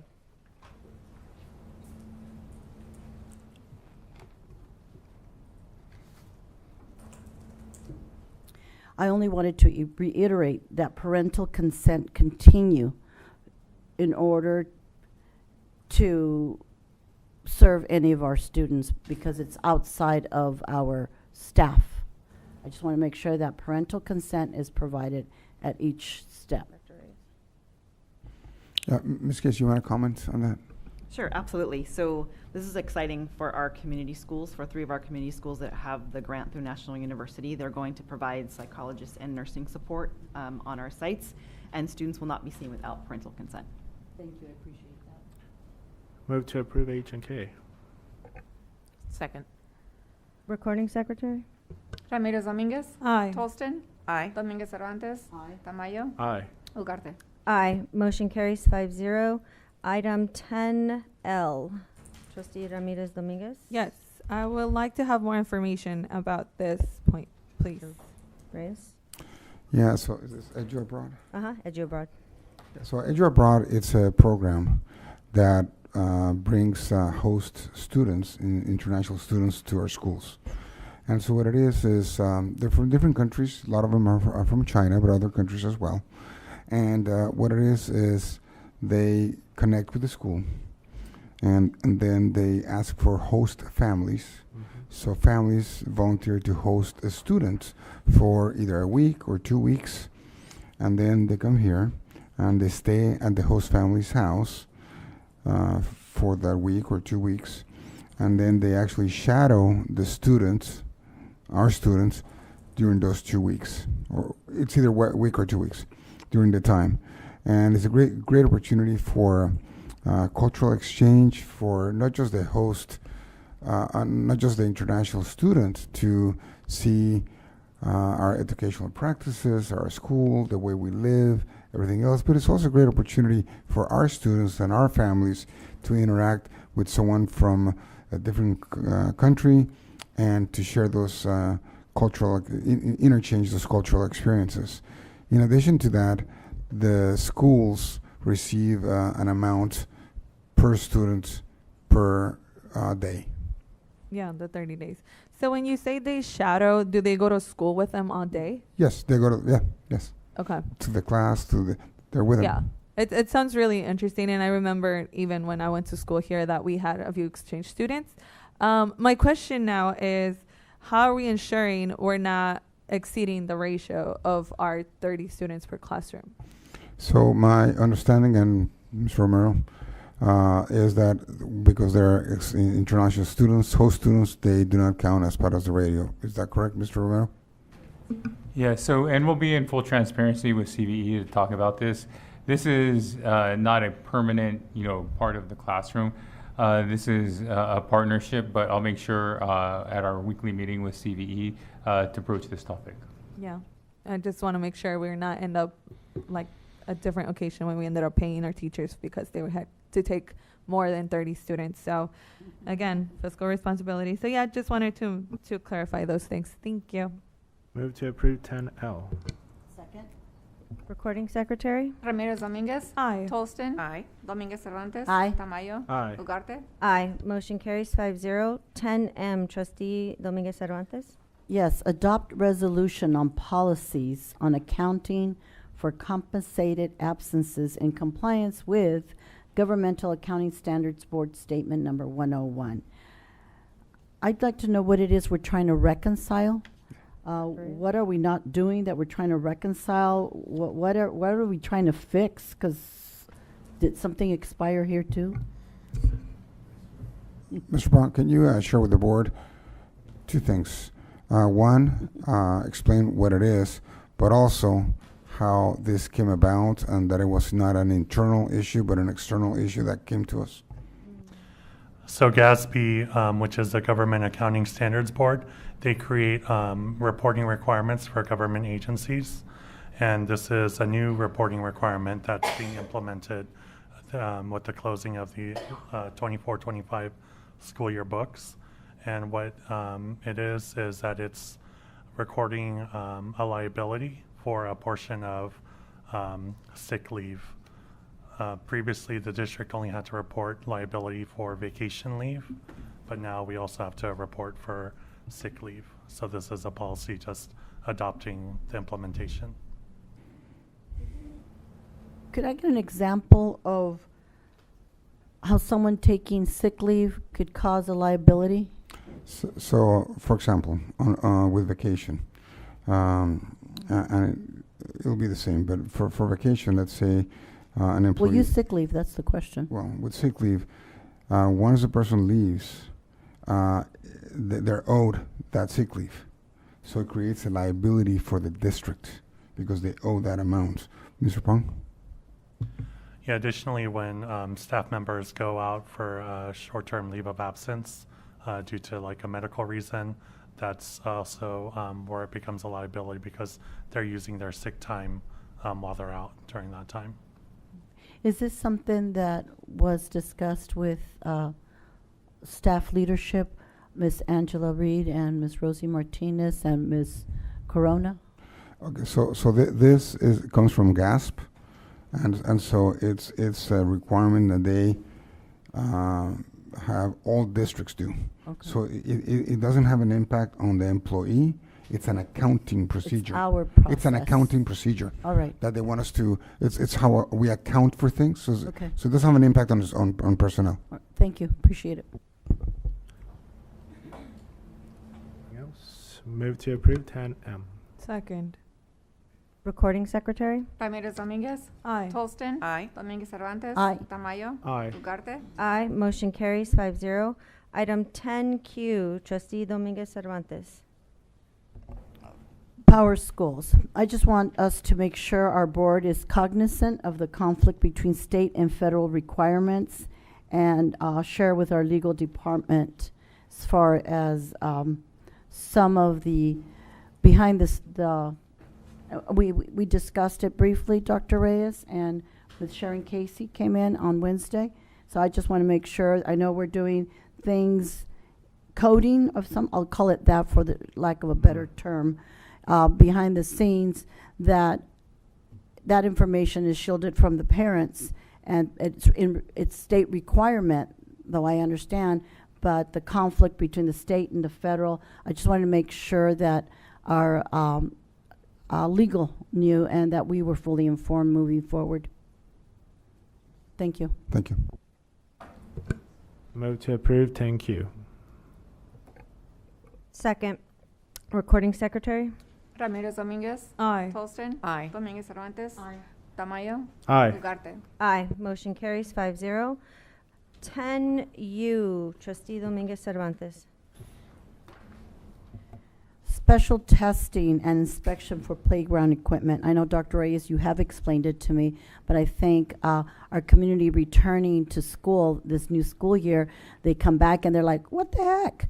The playground still looks the same when they thought it was going to get fixed. But if you could explain what this is going to do, Dr. Reyes? Correct. So whenever we do playground renovation projects, which includes the removal and bringing in the new equipment, we need to go through a DSA, which is the Division of State Architects. And they're the ones that, so that's why we had to hire an architect to be able to get the approval from them. And they're the ones that tell us, tell the schools, the school districts, how or what requirements that we need to follow. In this particular case, they came back and they told us that we need special testing and inspection of certain items. Some of the items include soil compaction, concrete density, and welding inspection. These are some of the things that they want us to inspect and test prior to the bringing in the new equipment, installation of the equipment. Thank you. Move to approve 10U. Second. Recording Secretary? Ramirez Domínguez. Aye. Holston. Aye. Domínguez Cervantes. Aye. Tamayo. Aye. Ugarte. Aye. Motion carries 5-0. 10A, Trustee Ramirez Dominguez. 10 double A. Double A? Double A. Mm-hmm. Alrighty. First of all, I would like to request my name to be removed from the first breakfast meeting. I don't recall asking the district to pay for my attendance, and if I decide to attend, I will be paying for it out of pocket. So please remove me from that list. And I would actually like to know, I don't know if the rest of the board was also added by mistake, or what is the rest of the board? I've never gone to the first Friday meeting, so I want to know, what do we get out of that? And I know we have more experienced board members. Can I, just real quick, I just want to ask the recording secretary, if, is it even possible to pay out of pocket? Would it be a reimbursement to the district to, or would it be? I pay directly. So Okay. yeah, you can pay directly. Okay. I just was, And, that was my and question. just for clarification purposes, the amount shown is 360, but it's 360 is the cap, meaning that if, let's say that Mr. Tamayo, you choose not to attend at all, then that amount is not paid. It's a zero. So if you only attend one day, one time, then we only pay for that one time. The Chula Vista Chamber of Commerce breakfast, it's a long-standing tradition that the first Friday of every month, there's a breakfast that is sponsored by the City of Chula Vista, the county, and the YMCA. And what they do is they bring speakers and they talk about different topics that pertain to the city of Chula Vista and our area. And that includes anything from education, safety. They've talked about water. They've talked about, you name it. I mean, I've presented twice at the breakfast. There's been a lot of topics. You know, the mayor presents, different individuals present on different topics that pertain to our community. May I? I know one of the breakfasts I went to was immediately after the fires, and the fire department did a presentation on the immediate response to what was happening and the alerts that went out. So we get a lot of information, and then we also get to give input into like that process that happened. Okay. And I like that you mentioned that in this case, if it's said we're going but we don't go, we don't have to pay for it, because I know there's been instances where this district has paid taxpayer dollars for this certain board members of this group to attend to events, and somehow they don't get to go. So I want to make sure that if we're saying we're going to go, or if we're going to spend the money to go, that we're actually going. But I like that we have that option of, it's really early in the morning of what I understand. So maybe it's going to be more difficult, you know, for us to attend. I still want to be removed, and I would pay for my share if I get to go. After we hear from trustee Dominguez yes, Cervantes, thank we you. can do a revised motion. Thank you. Trustee Dominguez? Yes. And I didn't go to the August one, but I attend every single one on, and I pay. And so you do have that option. But sometimes the window closes about a day or two before. So if you plan to pay on your own, you may want to go in there as ahead of time as possible. But So heads up. maybe you get special treatment, Dr. Reyes, but if you prepay, are you going to get your money back if someone didn't go? I know it's just $25, but $25 is $25. We'll make sure that if somebody doesn't go, we don't pay. Yeah. He has clout there. Yes, he does. Yes. And Are you a board member of the chamber? He is. yes, And the YMCA. on both. What is our responsibility to the charter schools travel? I know they're charter schools and there's no money here on page one of that AA. And we're listing it because obviously something's coming through our processing. But that, kind of gave me the question is, well, we don't even know what we're processing. If we're processing it for them, how much is it? And I don't know, I just invited more questions. I'm sorry, I'm not seeing the. There's no dollar amounts. It's the last four? Oh, the Fall Arts Leadership Team Retreat. Yes. Yeah, Ms. Morales, would you like to share, please? This is for Finney Elementary. It's not a charter. This is for the Turnaround Arts grant that we have. This school has participated in multiple years. It's an opportunity. They give us $15,000 to pay for the art teacher as well as the principal and other staff members to participate in professional learning around arts instruction. Would we have expected to see a dollar amount there or not? No, because what they do is that they provide that $15,000 and they pay for all of the expenses for our staff to attend. So for example, one of the opportunities they have, we, because we come back to school at a different time, we're not able to take advantage of that opportunity. So we don't get that amount of money. But the next opportunity that we go, they pay for everything. So we don't have any costs incurred as a district at this time. All right, thank you. Yeah. Move to approve AA with the removal of Ramirez Dominguez from the Chamber of Commerce breakfast. Second. Recording secretary? Ramirez Dominguez, Aye. Tolston. Aye. Dominguez Cervantes. Aye. Tamayo. Aye. Ugarte. Aye. Motion carries 5-0. We'll take a 10-minute break until 8 o'clock.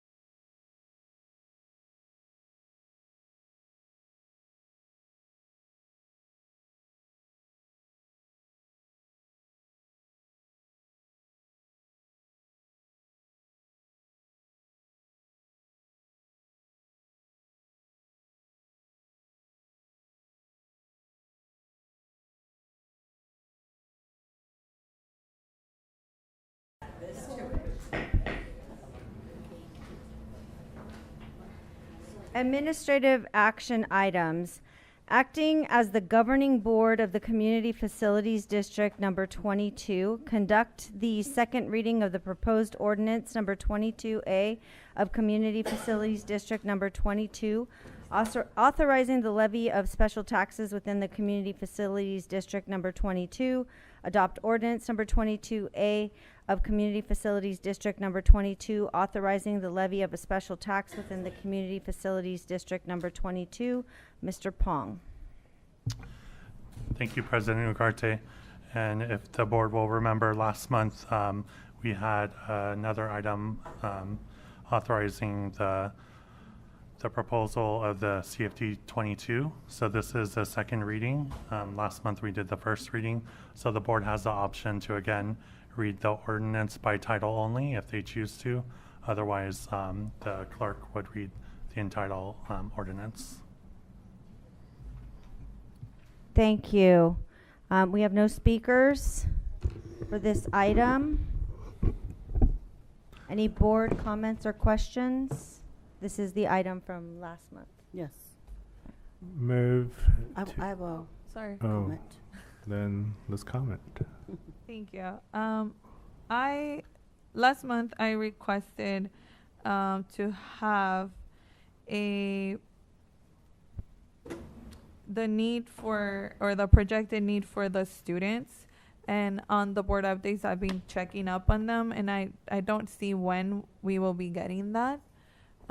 It's noted that the report was asked for, but it doesn't have a date for even projected completion. So I would like to remind you guys, because it links to this specifically, why and how I will be voting. Again, without that information, I still think that we might be. I would like that information in order to make that decision myself. So that's the comment I had. I don't know if somebody else wanted to comment.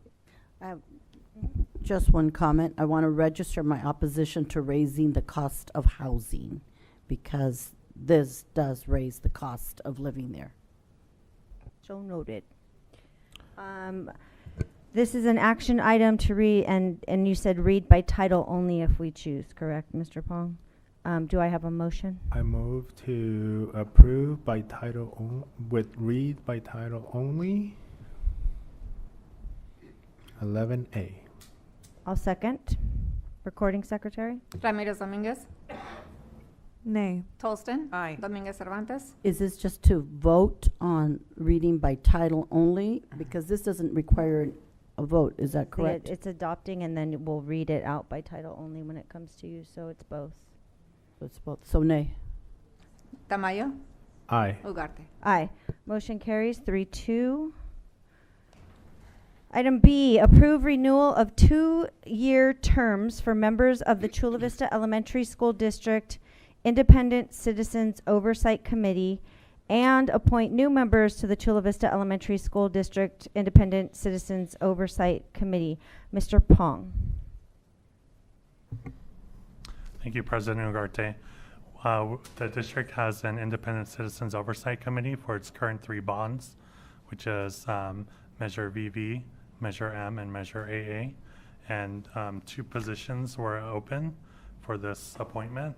So we had a member who was able to volunteer as one of our Taxpayers Association member, because that one was the one that was leaving, and that one's a little bit harder to fill. So one of the current members, Jade Bautista, she volunteered for that position. And then we had Minnie Tandy, who was previously the community at large. She volunteered to be the senior citizen representative. So that left 2 vacancies in a community at large and a parent of a, that's also a PTA member or a parent organization. And so we had 7 applications, and we have for your approval tonight appointment of Jonathan Salzman as the committee at large member. He's a member of the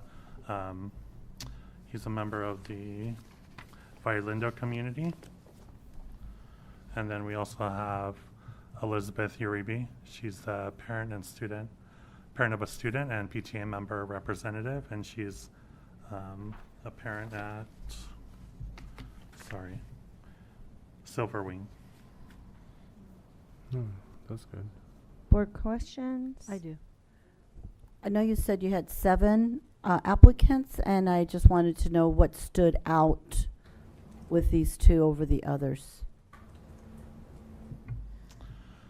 So with Mr. Salzman, he is a member of the Violindo community, which is where we'll be having our next modernization project. So felt like he could engage the community with that, or inform the community more.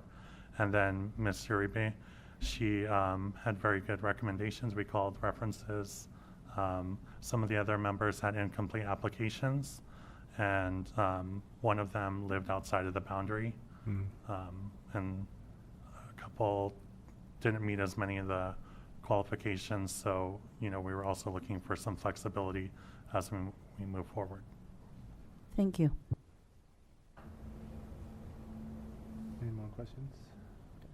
No. Move to approve 11B. Second.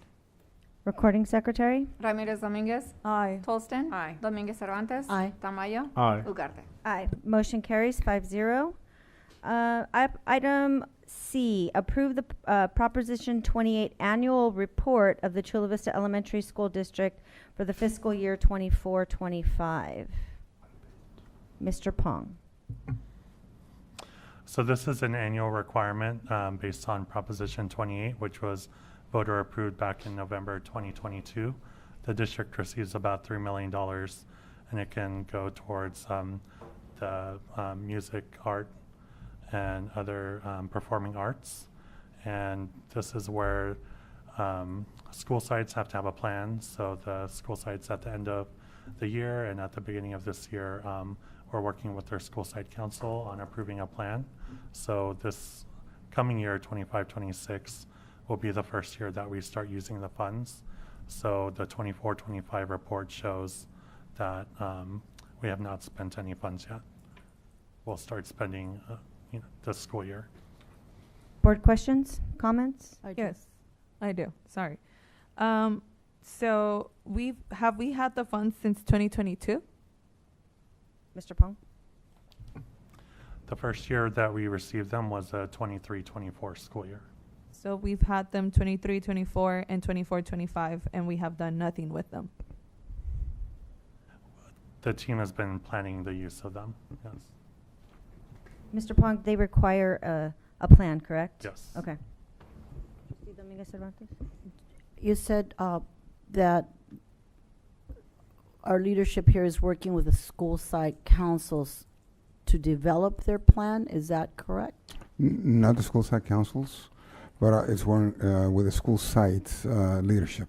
With the principals, social Correct. principals? So we do get input from especially principal leads in regards to developing the plan. So a meeting has already been had with them We've been having a lot of meetings. about that, though, about Proposition exactly, 28? yes, many Okay. meetings. So that, I just want to make sure that they know, because they've already lost out on what, 2 school years, 2 years, basically? yeah. 2 school years? So a couple of things. Well, yes and no. But the money's been sitting in our accounts? Yes. However, the VAPA program has been up and alive, and we've been using different funding sources to keep it at the level that we have it. Question. Have any of our schools experienced a discontinuance of VAPA programs because the monies didn't get to them? No. I have a question. We had a speaker today saying Liberty lost their BAPA. Was that not correct? She's here. Oh. So I'm not sure what. We lost our Art teacher. And Sorry.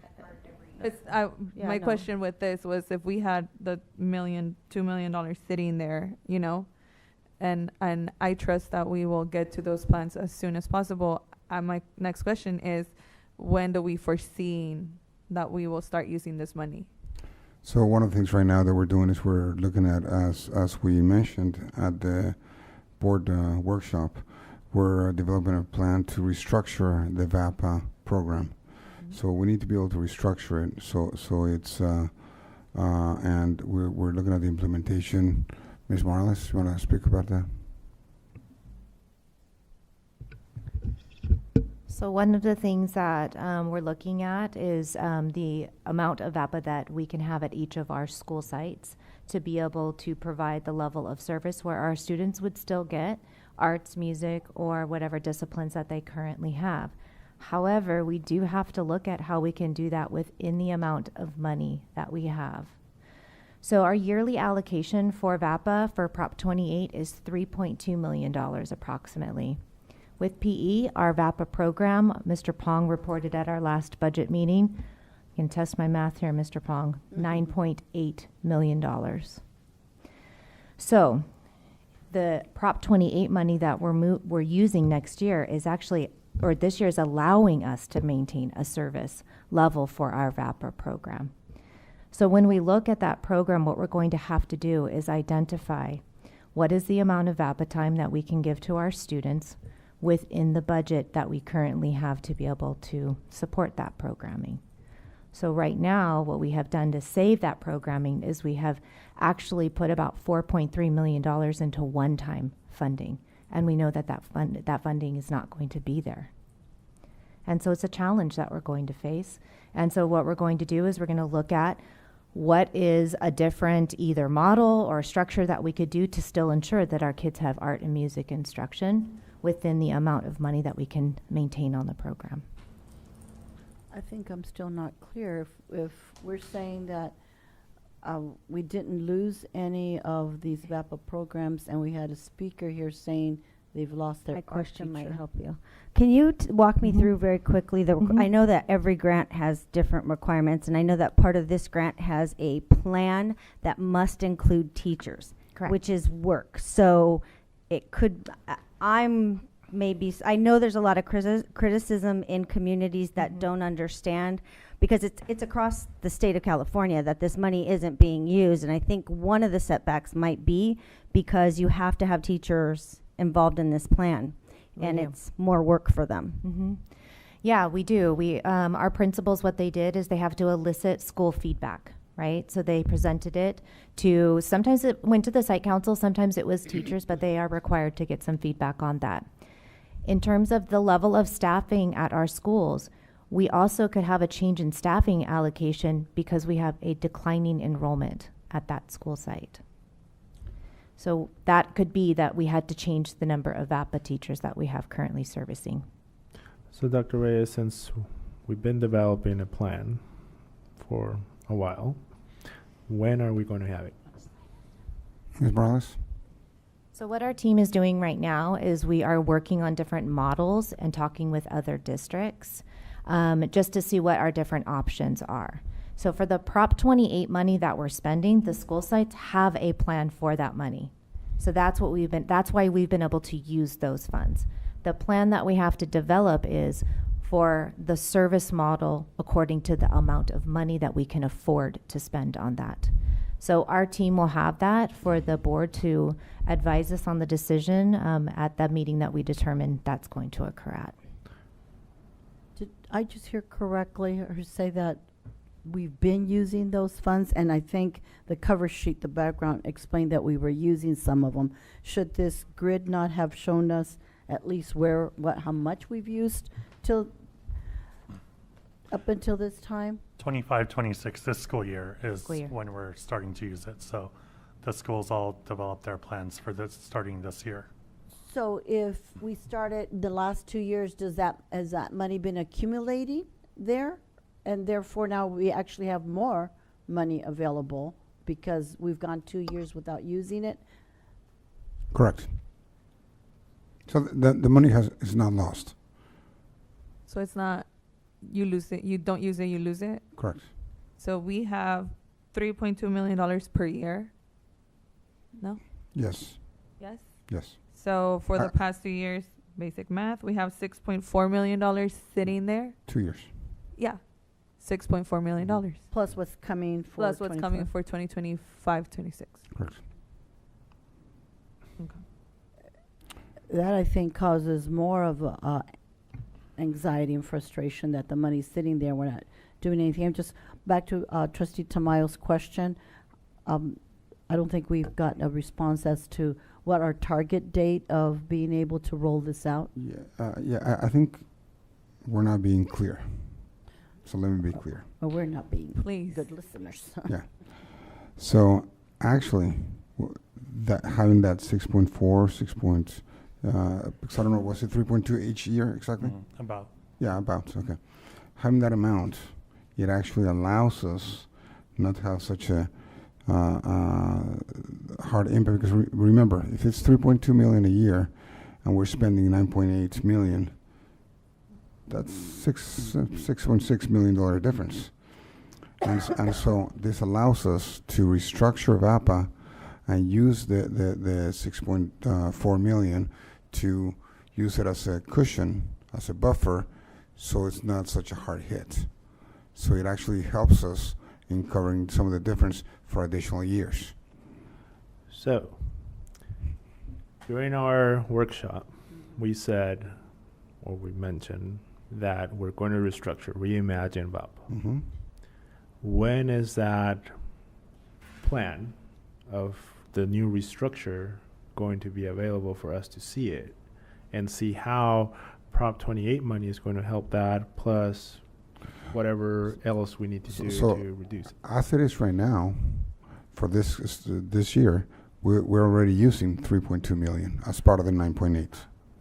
Right. Yeah. So for the following years, this year, are you thinking maybe December?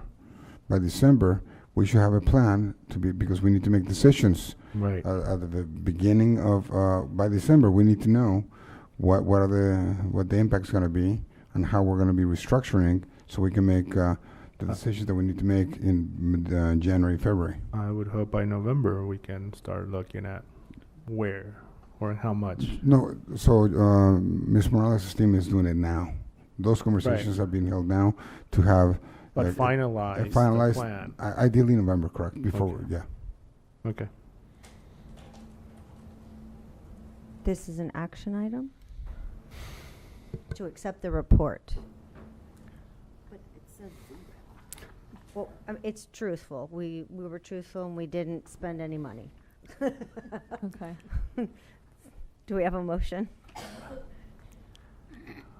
I'll move 11C, but let's get that plan by November. Yeah. I'll second.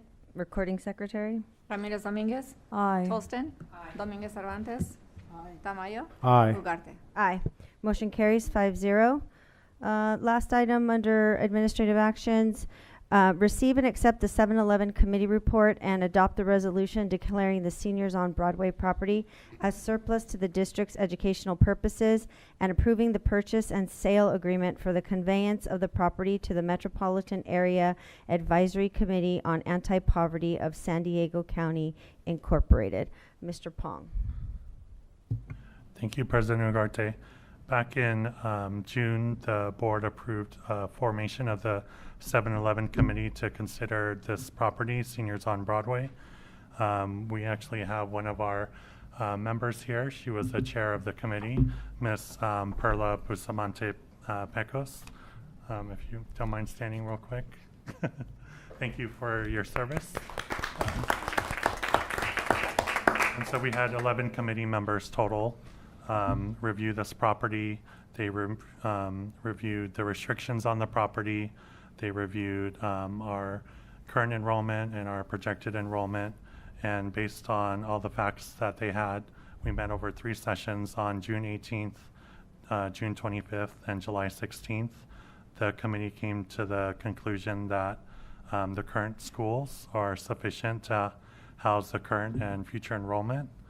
They also recommended the surplus of the property, and they also had recommended that future long-term leases have an educational purpose attached to it.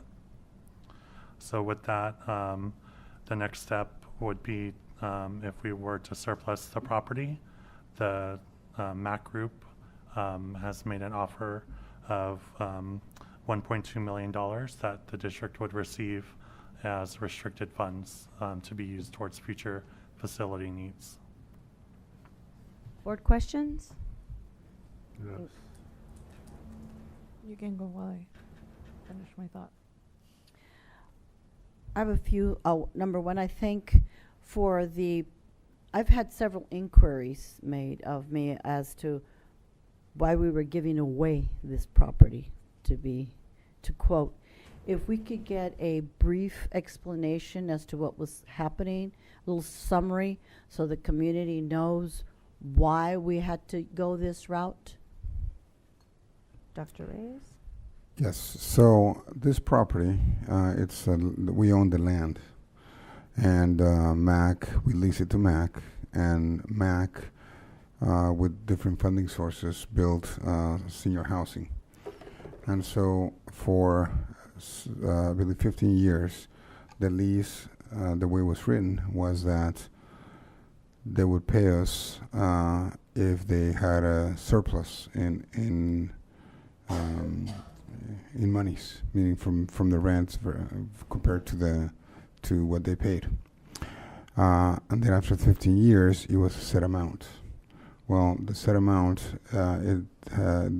because they have different restrictions on rent, they have not been able to make those, or they've been able to make very, very little payments on those amounts. So even if they restructure, they would not be able to make payments to satisfy the rental amount that we have.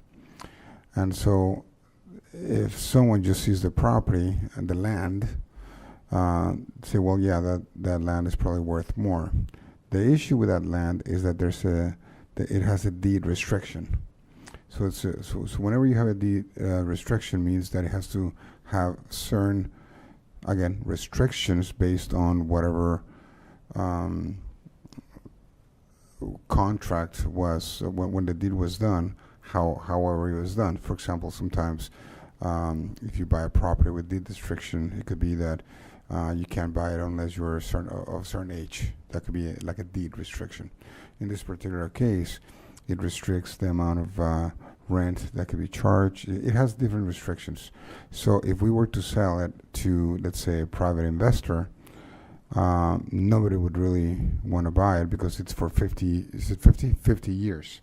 So it means that 50 more years? It's 50 total, correct? 55. 55. So it's still 2080. Yeah. 2080. So they wouldn't be able to raise the rents from now until 2080. So no investor is going to want to invest in that because there's no ROI. There's no return on investment. And so therefore, MAC is willing to purchase it since they're the ones that have the apartments for the senior housing. They're the ones that are running it. And so for them, it actually works out that now they own the land. And for us, we're actually getting something out of the deal versus not getting anything, because we can't sell it to a private investor, and we can't really recoup any rent because the numbers that MAC have, they're not getting enough revenue to be able to pay us. Another question connected to that. Were we paying any utilities, CVSD? Was it costing us, besides not getting the rental money or the lease money, that aside, was it costing us more money? No. Mm-hmm. Okay. And Well, it costing us not earning cost us. right. And to make a statement, if this passes here, which there's a couple of gates around that school, right? That we'll have to do some structure so that if the property transfers over to them, I think there's one on Broadway and one around the turn there, where well, because if I understand correctly, it was set up so that it was supposed to be like a generational type of a relationship with the school and the seniors, therefore the openings. So we'll need to make sure that the structure around there is now closed off, no more access. We'll look into that. I have a question. Just to reiterate, I think Mr. Pong said it, but what is the intention for the $1.2 million? Like, where is it gonna go? So it's restricted funds, meaning that it's for facilities. It can only be used for facilities.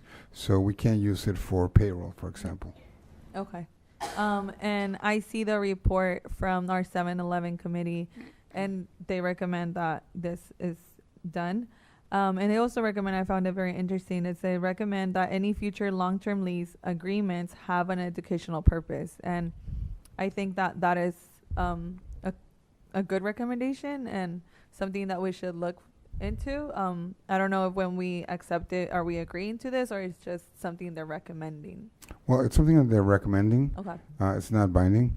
Yeah. What they recommend, the action item is the sale of the property. The sale of the property. But I absolutely agree. I mean, decisions need to be made on what's best for the district. And in future contracts, if we're more cautious about how that's written up. Yes. Yeah. And just for transparency purposes, this was done like 17 years ago. Yeah. Is this normal? Is this normal practice that when something like this happens, they have a binding contract for so many years? So I haven't seen it. Okay. But it doesn't mean that it doesn't happen. Yeah. I just wanted to make sure. Yeah. Thank you. I have a question. So MAC is agreeing to pay $1.2 million based on MAC's performance on being able to pay. When are they going to pay that? Good question. Mr. Pong. So they're in the process of working with some, getting their loan refinanced also, and part of that loan will come some of the money to pay the 1.2 million, and then they're working with their team to come up with the additional 410,000 through some investors. We've heard that kind of. Then I would move to approve 11D with the contingency that MAC is able to secure funding. Within. Is there a timeline? What's a good timeline here? Mr. Pong. Yeah, all this is happening right now. So the city just approved their part at the end of last month. And so I believe they'll be closing by October. Yeah, but I would be caution putting a timeline because things can change because there are different parties. There's the city, there are private investors. Right, and there's the whole escrow process. So if they fall out of escrow, then the sale doesn't go through. Yeah. So if they fall out of escrow, we keep the property. Yes. Correct. And if we ever want to sell it again, we will have to do another 7-Eleven committee and go through the whole process. And we continue losing money? Well, we wouldn't go 7-Eleven. It's just who do we sell it to? Oh, okay. So we don't have to go through the whole process. It's just That's who wants to the buy 7-Eleven committee already said, yes, we can sell it. Okay. It's an excess property. So we would just need to find another buyer or investor that is willing to take those conditions, the remaining of the 80 years. And so 60 more years since we entered in 2005.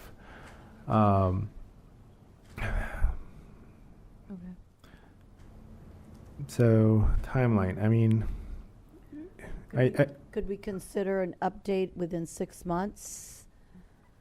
Just so we know that it's just not lingering? Yes. Will it Yeah, take that absolutely. long? Yeah, that 6 months. For the All sale? right. I'll second your motion. There you go. Yeah, we can keep you updated through the board update. Thank you. In bold letters. Recording secretary? Ramirez Dominguez. Aye. Tolston. Aye. Dominguez Cervantes. Aye. Tamayo. Aye. Ugarte. Aye. Motion carries 5-0. Reports, calendar of the Board of Education. This is the point in the agenda where trustees can ask for reports from Dr. Reyes and the exec cabinet. Trustee Ramirez Dominguez. I would like to report a detailed safety impact analysis for our new 3.5 SROs. I just want to make sure that, again, safety is done. And to remind you of the other report I asked for that foreseeable student need for the new school that was just voted in. I think you said that in our board update, we got a combo class. What could we do, like a combo class briefing for the public? Could we have like a board presentation or like a short presentation in a board meeting, or how do we? Like, what would that entail? Why are combo classes picked and how those decisions are made? Because I think that a lot of us don't understand the process of why the decisions have to be made. Ms. Casey? So I did put something in a board update. You're asking for something to be public? Yeah. Okay. Could we? Just So, a well, briefing. I mean, it'll be a 2-minute presentation, but I Right. mean, if you can, she can share right now, based on the decisions, how are combos made and what triggers a combo. Right, so when we start looking at our class structures and enrollment for the following school year in around April, and then we meet all of us on cabinet and student placement teams meet based on our student enrollments.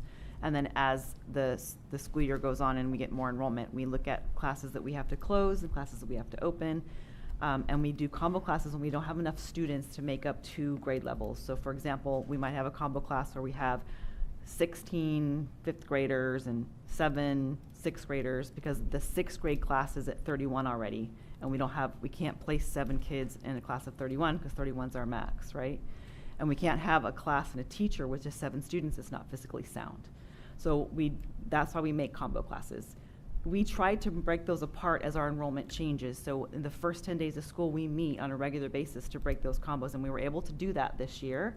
We broke multiple combos across school districts. In fact, I think this year we're down combo classes by about, 35 to 40 from last year. So there is a reduction from last year. It's not always ideal, but it's the decision we have to make when we don't have students to make up those programs. Thank you. I have a question. So how are the students chosen? Is it alphabetical? Is it by luck? Draw the hat? So school teams typically do that process when they know they have a combo. So the principal works really closely with their teachers, and they looks at the students, and they place students based on student needs. Okay. It's not a random drawing. Okay. Unless they're open late, and then students that enroll late would be placed. Placed on combo classes. Okay. I know that it's a complicated thing to try and place 5 kids somewhere, and I don't know if that's part of the negotiations piece. I just want to throw out ideas because I'm just so against the combos, and I know everyone is too, and most importantly the parents are, because they're feeling, and rightfully so, the children are being deprived of instructional time. There's no way that they can do that. Even when the teacher leaves those high-performing kids, which we've gotten emails about, because those are usually the ones that are being placed with the lower grade, because they're high-performing, they're advanced, they're ahead, they're independent, they can work by themselves. And one of the parents that emailed us said, so did I make a mistake to make my child independent? Did I make a mistake by working with my child as much as I did at home so that my child doesn't need as much instruction and can work independent? Well, that kind of is rewarding the wrong, it just shouldn't work that way. But would it even be something to consider to have a trained instructional aide or teacher's assistant with the teacher that would grow from 30 to 34? Is that, no, that's a big no. Okay, I'm getting a no there. Okay, I'm grasping at straws, guys. I know that everybody hurts. Yeah, we don't want to start bargaining for anybody. Well, see- So, yeah, so. Well, I'm just looking at ideas, not Have a bargaining. conversation with our partners, because we don't want to bargain in public. Okay. We could actually get in trouble for that. Well, I'm looking for ideas, and you guys know I come from a good place there. So, yes, I want to also, combo classes. Question, do the charters have combo classes too? Yes. Okay. I'm wondering how they're handling that. So I'd like to, I just want someone to take the lead on being more creative and finding a solution that makes us all happy. Okay, I don't know how that happened, but maybe just less upset is already progress. So that's what. The ICOC meeting, I know I requested before about the possibility of having the meetings recorded. I know I brought up last time back in 2022, May 18th, before I became a board member, Trustee Tamayo asked that an inquiry be made about that, and now it's been a few years now. I think we should. Yeah, Mr. Brown, can you look into that? Yeah, we Okay. can. Yeah. I'll put it in And an update. right, and I know we asked before about a community schools academic impact report. I know that we just got out of school, but if someone is I'm sorry, what? community schools, Oh, community. academic impact report. The whole idea is that how many schools have already had? How many did we have? 5 community schools. 13. But before, well, okay, but when it started, you're right. So we should be able to have schools now that can. What was the result of having Yeah. community schools? So we're going to be able to present in a couple of months. Okay. Ms. Morales, when are we presenting? Well, our dashboard is going to come out and be finalized in around October. So as we got all of the data in, it made sense to report out in November. Our data, and at that time, we can report Yeah, out so on I think schools. it's important at that time when we do the reporting out for CASP that we add another section for community schools. Thank you. And see how they're doing. And I just wanted to get an update on the average daily attendance. I know I brought it up the last couple of months. A parent had shared a few ideas about how to increase our ADA.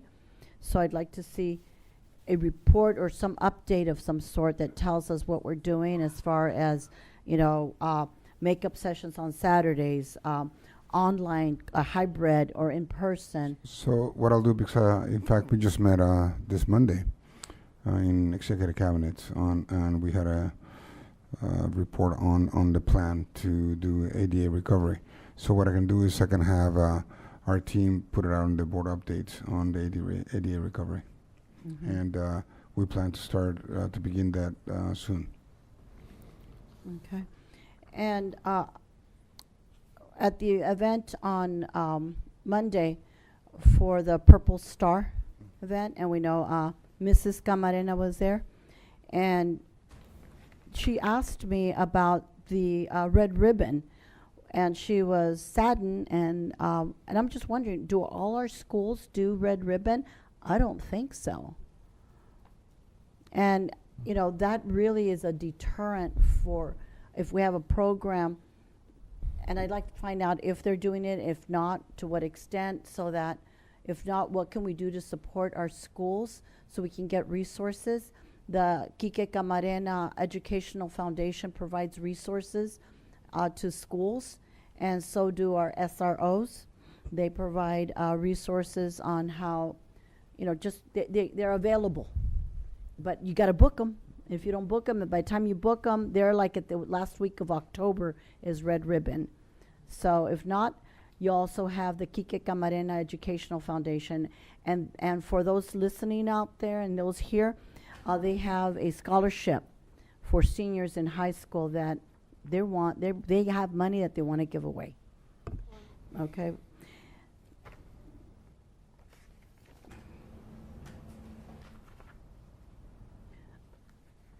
I already asked you about the Sweetwater Authority, a report on that, where we're at. That's it. Okay. Thank you. Trustee Tamayo? So, combo classes. So combo classes are a function of money because we have a cap of 31 kids. If we have more than 31 kids, yes, it's not efficient to put 7 kids, but we can split the 31 kids to make 2 classes, right? But that requires hiring a new teacher. So at the end of the day, the problem is cost. With that, can you give me a cost, a report on a Friday update? What would it cost to remove all the combo classes from the 5th and 6th grade throughout the district? That way we can have a perspective of just 2 grades, 1 combo class throughout the district, what would it cost? And then that we can extrapolate what would it really cost to remove combo classes throughout the district. The second report is there's a lot of students that are below grade level and either in reading or in math. And we all know that reading is one of those critical components that determine the success of a student. And we have students that reach 5th grade, 6th grade that are below reading grade level. What are we doing to identify those students and to support them, to make sure that we give them every single tool that we can get to provide additional support for them to succeed? Because we're sending some of these students without being able to read on an appropriate grade level to middle school. And that is just compounding on their efforts to be able to be successful. So I want to know, how are we identifying those students? What supports are we giving them? And what else can we do to support them through this rigorous learning for all? And then, finally, a report on what's missing for the Second Chance Breakfast. I want a presentation on that, public. Second Chance Breakfast, or providing some kind of including some kind of snack or some kind of for students coming in. Some type of snack. Okay. It doesn't have to be the full Second Chance Breakfast, but some sort. Where's the holdup? What do we need? How many schools do we have? And what's the roadmap to get the whole district there? Okay. I apologize to whoever I'm making work for. Let me just say that, because mine are about budget. I would like, ever since I've been on this board, which is almost 5 years now, there's not been a board meeting that has not gone into massive overtime. Very few. And tonight is going to be hopefully one of those. But I would like a cost of each year from 2021, each year, how much it's cost us in overtime because these board meetings have gone over. For this year, I would like a cost breakdown by month from January to the present. How much it costs us in overtime. Because maybe it's costing us way more than we think, and we had those one-time monies and we could use those, and now we're getting to a point where we're starting to feel the pinch. My other request around money, especially when I see teachers in the classroom at the end of the year, I know paper budgets. I know paper budgets well, and paper is we run out of paper, and then I have teachers telling me I'm bringing in my own reams of paper because it costs money to print. And I know that we're printing a lot on the board, and so I'd like a calculation of how much we're printing versus using electronically for all of us, just as a group, and how we can see that we can cut down on our costs to the district. For what specifically? For let's do, I would like to know last year's cost versus this, what we've gone to now. So last year and this year. And this year. May I add to that? And for the record, I have ADHD, and I'm not going to give up you guys printing up my agenda. I'm not asking you to. But if that's the point of getting me to cut back or whatever, it's not going to happen. No, I'm not asking. I just want a cost. All right, this is now. Sorry. I had one report that I wanted to add, but it skipped my mind. Could we, I don't know if it's a report, but could we have the new e-bike safety incorporated in our schools, making sure that all of our schools have and can adhere, or at least know what the e-bike rules are stated by our city are, and to make sure we prevent what already has happened, which is the most unthinkable thing, as losing the life of a child in an vehicle, micro mobility vehicle. So I just want to make sure that we have that in our schools, and that there's any way that we're sharing it with parents, sharing it with the community. Again, it's already cost us too much.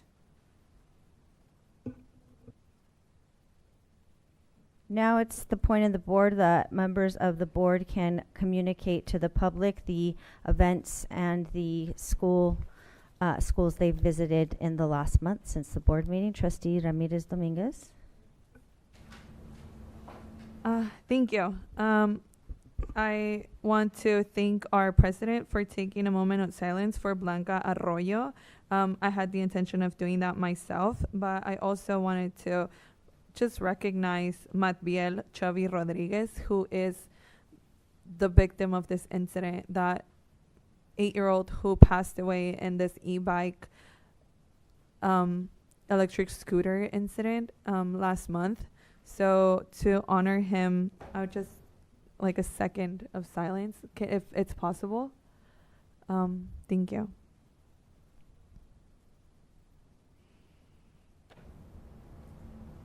Again, thank you so much. My prayers go to the families of these two amazing people that we have unfortunately lost. It's unthinkable in so many ways. So as my reports, I went to the Instructional Assistance Symposium, again, where this tragedy occurred, and I think it hit me so much harder since I was there before it occurred. So it's something else, but it was to report on this event before the incident. It was really well planned, and I commend the district, because the material that was shared in the first session was really good, and it was really informative. Again, my heart just breaks to think about it. Other things that I was able to attend was the district barbecue, where I had the honor of bringing something to share with everybody, and I got to serve them, and my little boy came along with me, and he got to help out a little bit. But it was really well. I also went to the Purple Star ceremony at Camarena, where I had the opportunity to meet Mica Camarena, which is Mr. Enriquez Camarena's widow.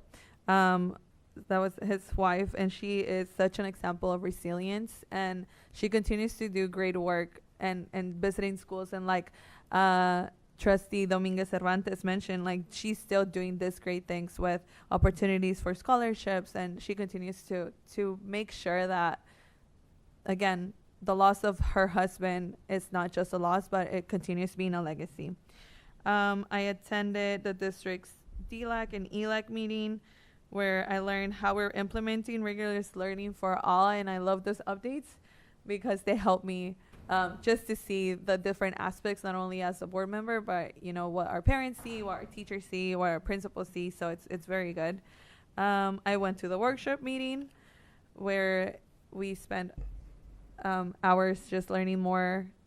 We had Mr. Pong do an amazing job just sharing the information very clearly, and ideas.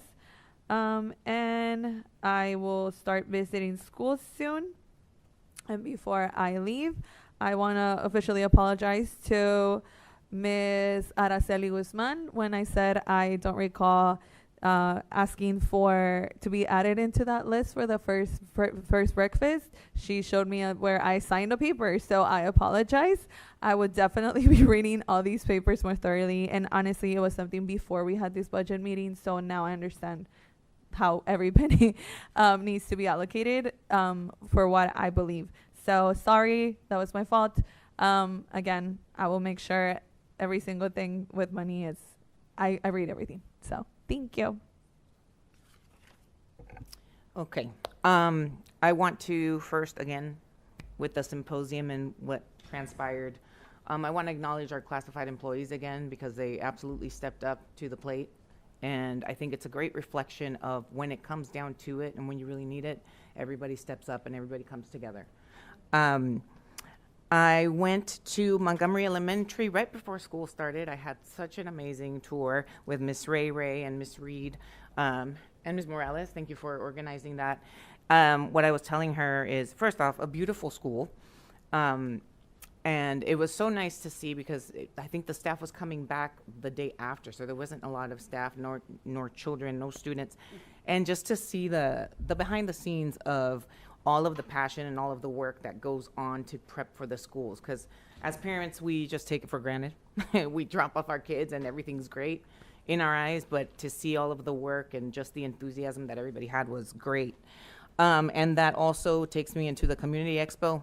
Miss Giovanna, that was an amazing production that you put on, and to see again all of the staff and to get to know more employees that work in this building, in this property, and to get to know more of the divisions and everything that the district has to offer was amazing. So that was just, I can't wait for next year. Trustee Dominguez Cervantes? Yes, thank you. The expo was great. I got here maybe the last hour and a half, but I enjoyed it. Families were enjoying it. It seemed like there was a larger crowd than last year, but anyway, I attended that, and I attended an event sponsored by the Military Order of the Purple Heart Auxiliary at the San Diego Veterans Museum to honor recipients of the Purple Heart. There were several Purple Heart recipients there. Vietnam veterans and Iraq and Afghanistan. I also attended the Chula Vista City Council meeting, and I think it speaks to an inquiry. Trustee Karen Ramirez Dominguez asked about attending some of these outside meetings. These have a direct effect on what is affecting our students and our families. So some of these meetings I completely understand, and that's where I first heard about the regulations that were ordinance that was coming up for those e-scooters and e-bicycles. I also attended the Imperial Beach City Council meeting for the Purple Heart recognition there as well. The budget workshop that Mr. Pong, thank you very much, and everyone else that was there took your time to be available and answer questions that we had. And I also attended on Monday the Purple Star designation at Camarena. And Ms. Geneva Mica, Quique Camarena's widow, and Pedro Gonzalez. I had to tell him, take your glasses off. I know you, Pete. I know Pete Gonzalez, who is one of their board members from our previous lives at the county. And that's who mentioned to me about the Enrique Camarena Educational Foundation, that if you know anybody who's a senior or spread it within your communities that you know of, they have scholarships that they'd be excited to share. And it doesn't even have to be here in California. They have some people that they've given, like Midwest. So thank you. I just want to thank the district for an amazing school start. Everything was coordinated as much as we could. I heard very few hiccups from parents during this school start, so thank you. I know that took a lot of effort from everybody that's here in the district office, everybody that is in school sites, obviously classified, being able to from the beginning of the school day when our bus drivers are driving our kids to the end and taking them back. So an amazing work and an amazing coordination that has to happen. This school year was difficult because we had the passing of a couple of people of our staff. So that was challenging, more than probably opening the school, right? So I mean, we had some of our staff passed away, but not. In my 14 years, I never had it at the beginning of the school year. So that was difficult, but I want to thank everybody for the work that they're doing and helping our kids get a successful start for the school year. And I'm looking forward to what we're going to do and what results the this rigorous learning for all is already doing in our school sites. I hear positive things. I hear that we're more structured, so that's positive. So thank you so much. Forgot one thing, President. I also wanted to thank our classified, the way they come together for the loss of a fellow, not just employee, but your friends and relative. I attended the viewing, and it almost looked like they had to shut down the sides just to fit. Everyone was there. My condolences.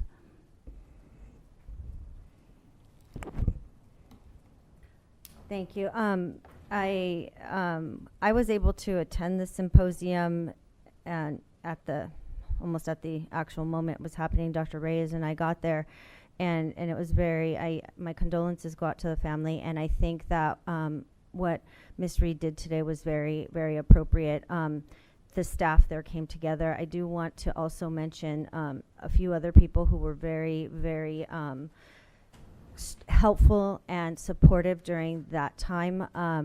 One of them being Tom Perez Chica, did an amazing job with his empathy and his social emotional skills, and just getting people to come together and getting people, what to do. Dr. Patel was very instrumental in making sure that we got the staff, the classified staff, their lunches, and able to be off the campus and go back to their sites. And Dr. Reyes, I watched him under pressure. And Giovanna, getting that communication out so that people knew what was happening. It was very, very, it was a very sad moment, but it was also a moment that I look at where people came together and were able to support each other and able to get through that time, that moment. And I also want to thank Southwestern College, because they did an amazing job in responding to everything that was happening. The president was right there as quickly as possible, so that he could keep an eye on things as well. Later in the week, it was a little more festive. I got to meet with a group of people with State Superintendent of Instruction, Tony Thurmond, and we got to visit the wonderful things that are happening at Valley Vista. I got to see Dr. Thurmond interact with students at the school, and it was really cute. And then we went on to Sotomayor, and he read a book to the students and did the same thing. And we got to talk to him about some of the things that our students are facing and how we can support them during these challenging times. We went to the Taste of Eastlake, which was great to get to interact and thank the Eastlake Foundation for all of the grants and money that they give to our students in our community, not just in Chula Vista, but to our charter schools and to Sweetwater as well. And then Trustee Tamayo and I and Dr. Reyes got to visit the South Bay wastewater treatment plant last week, and it was eye-opening. It was very educational to learn why some of the things are happening with the wastewater going into our oceans and in our other areas. So I really appreciated that education and that information. I'm wishing everyone, it's been a challenging beginning to the school year, but I think because of the leadership here, it's been handled very well. And like Trustee Tamayo said, if the parents aren't noticing it, then hey, that's a good thing, right? We're feeling it, and you're feeling it because you're handling it and you're doing the day-to-day. And I do want to wish everyone a welcome back. And I hope that you have a very, very fun and successful school year. Dr. Reyes. Right. I just want to thank everyone that has made this school year, the beginning of the school year, truly very, very, I think it's been one of the best in regards to how prepared all the sites were, how the district staff was ready to help and support.